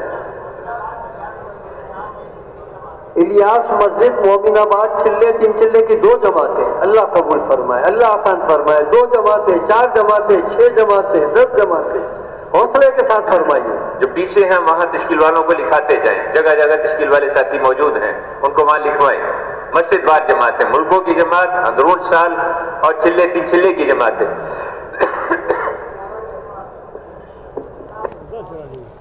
سعد بن معاذ مسجد سے چلے 3 چلے کی جماعت اللہ قبول فرمائے۔ صادق مسجد سے ماشاءاللہ اندرون ملک کی پوری جماعت اللہ قبول فرمائے، اللہ آسان فرمائے۔ حنفیہ مسجد سے چلے 3 چلے کی جماعت اللہ قبول فرمائے، اللہ آسان فرمائے۔ نور اللہ مسجد شیرین جناب کالونی سے چلے 4 مہینے کی جماعت اللہ قبول فرمائے اور فرمائیے ماشاءاللہ۔ ماشاءاللہ جگہ جگہ نام لکھنے والے ماشاءاللہ موجود ہیں، وہیں اپنے نام لکھاتے رہیے۔ نور الہدا مسجد کیماڑی چلے کی جماعت اللہ قبول فرمائے۔ کنڈی سے 2 سال کی جماعتیں اللہ قبول فرمائے، اللہ آسان فرمائے۔ واہ واہ، ماشاءاللہ ماشاءاللہ۔ کنڈی آمنہ مسجد سے چلے 3 چلے کی 1 جماعت اللہ قبول فرمائے۔ محمدی مسجد سے 2 جماعتیں مظفر آباد کالونی اللہ قبول فرمائے۔ محمد اسماعیل صاحب رئیس گوٹ 2 جماعتیں اللہ قبول فرمائے، اللہ آسان فرمائے۔ 2 فرمائے، 4 فرمائے، 6 فرمائے۔ بلال مسجد چلے کی جماعت اللہ قبول فرمائے۔ کوثر مسجد ماشاءاللہ چلے 3 چلے کی جماعت ماشاءاللہ۔ گلزار محمدی مسجد سے چلے 3 چلے کی جماعت اللہ قبول فرمائے۔ احسان مسجد چلے 3 چلے کی جماعت اللہ قبول فرمائے۔ جی ماچھ گوٹ سے کتنی جماعتیں؟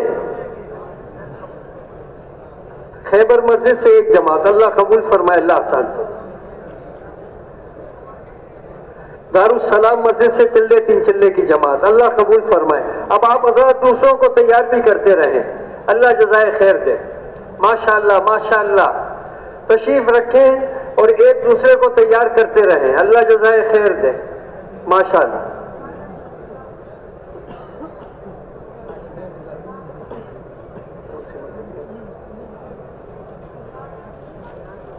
احسان مسجد سے ماشاءاللہ چلے 3 چلے کی جماعت اللہ قبول فرمائے۔ مسجد ذوالقرنین سے چلے 3 چلے کی جماعت اللہ قبول فرمائے۔ ملکوں کی بھی جماعتیں، اندرون ملک سال، بیرون سال، ہمیں ماشاءاللہ خوب جماعتیں دینی ہیں۔ ضیاء کالونی سے 2 جماعتیں چلے 3 چلے کی اللہ قبول فرمائے، اللہ آسان فرمائے۔ ماشاءاللہ ماشاءاللہ، اللہ قبول فرمائے، اللہ برابر فرمائے۔ اور ہمت کریں، جگہ جگہ ماشاءاللہ نام لکھنے والے ساتھی موجود ہیں، اللہ پاک قبول فرمائے، ان کو نام لکھاتے رہیں۔ بند بلو سے چلے 4 مہینے کی جماعت اللہ قبول فرمائے، ماشاءاللہ ماشاءاللہ۔ بند بلو سے 4 مہینے اللہ قبول فرمائے، بہت اچھا ہے، 8 साथी आए हुए मदमन्नू से, माशाल्लाह बहुत दूर का इलाका है, कि फरमा रहे हैं 8 साथी आए 4 महीने के लिए, अल्लाह कबूल फरमा, बड़ी बात, तशरीफ रखें, औरों को तैयार करें, ठीक है। अल्लाह पाक आप हज़रात को बहुत जज़ाए खैर दे। माशाल्लाह माशाल्लाह फिजा बने, हर साथी दूसरे को तैयार करे, हर साथी दावत का देने वाला बन जाए, ये अल्लाह ने बड़ी नेमत दी है। शाही जामा मस्जिद से माशाल्लाह चिल्ले 3 चिल्ले की जमात, अल्लाह कबूल फरमाए, अल्लाह आसान फरमाए। अब तमाम साथी जिन्होंने नाम लिखाए हैं, इन सब से दरखास्त है कि इसी वक्त जो है ना वो अपने हलकों में तशरीफ ले जाएं, क्योंकि हमारे यहाँ तश्कील की तरतीब हलकों में बनती है। जिन्होंने नाम लिखा है सब अपने अपने हलकों में तशरीफ ले जाएं और वहाँ अपनी पूरी तश्कील की तरतीब बना दें। अल्लाह आप हज़रात को बहुत जज़ाए खैर दे और दूसरों को तैयार करते रहें, दावत की फिजा बने, हर आदमी दूसरे आदमी को तैयार करे। अल्लाह आपको बहुत जज़ाए खैर दे। अपने अपने हलकों में तशरीफ ले जाएं और तश्कील की पूरी तरतीब बनाएं। आप हज़रात के इल्म में है, अल्लाह के फजल करम से 10 बजे तालीम के हल्के लगेंगे। भाई किस वक्त तालीम के हल्के लगेंगे? 10 बजे तालीम के हल्के लगेंगे। अल्लाह पाक आपको जो है ना जज़ाए खैर अता फरमाए। थोड़ा वक्त है, जल्दी से तैयारी कर लीजिए और 10 बजे जो है सारे पंडाल में अल्लाह के फजल करम से जो है ना तालीम के हल्के लगेंगे। अलबत्ता आज जो है ना 5 हल्के खुसूसी लगेंगे। 5 हल्के ऐसे हैं जो खुसूसी लगेंगे। एक उलमा इकराम का हल्का होगा यूसुफ मस्जिद के नीचे के हिस्से में, ये मस्जिद है ना, इसके नीचे का हिस्सा है, सुतून नंबर 15 और 16 पर उलमा इकराम का हल्का लगेगा। एक हल्का असरी तलबा का लगेगा जो मिंबर के सामने यहाँ लगेगा, ठीक है भाई। तो जितने जो है स्कूल के, कॉलेज के, यूनिवर्सिटी के तलबा है, इन सबको मिंबर के पास जो है ना भेजने का एहतमाम किया जाए। इसी तरीके से एक हल्का असरी असातिज़ा का लगेगा और ये हल्का पुराने मिंबर के सामने नेवल कॉलोनी के हल्के में बांस नंबर 87/48 पे लगेगा और एक हल्का आवाज का लगेगा। जितने आवाज हैं वो सब के सब जो है मुसल्ले पर 2 घंटे वहाँ पे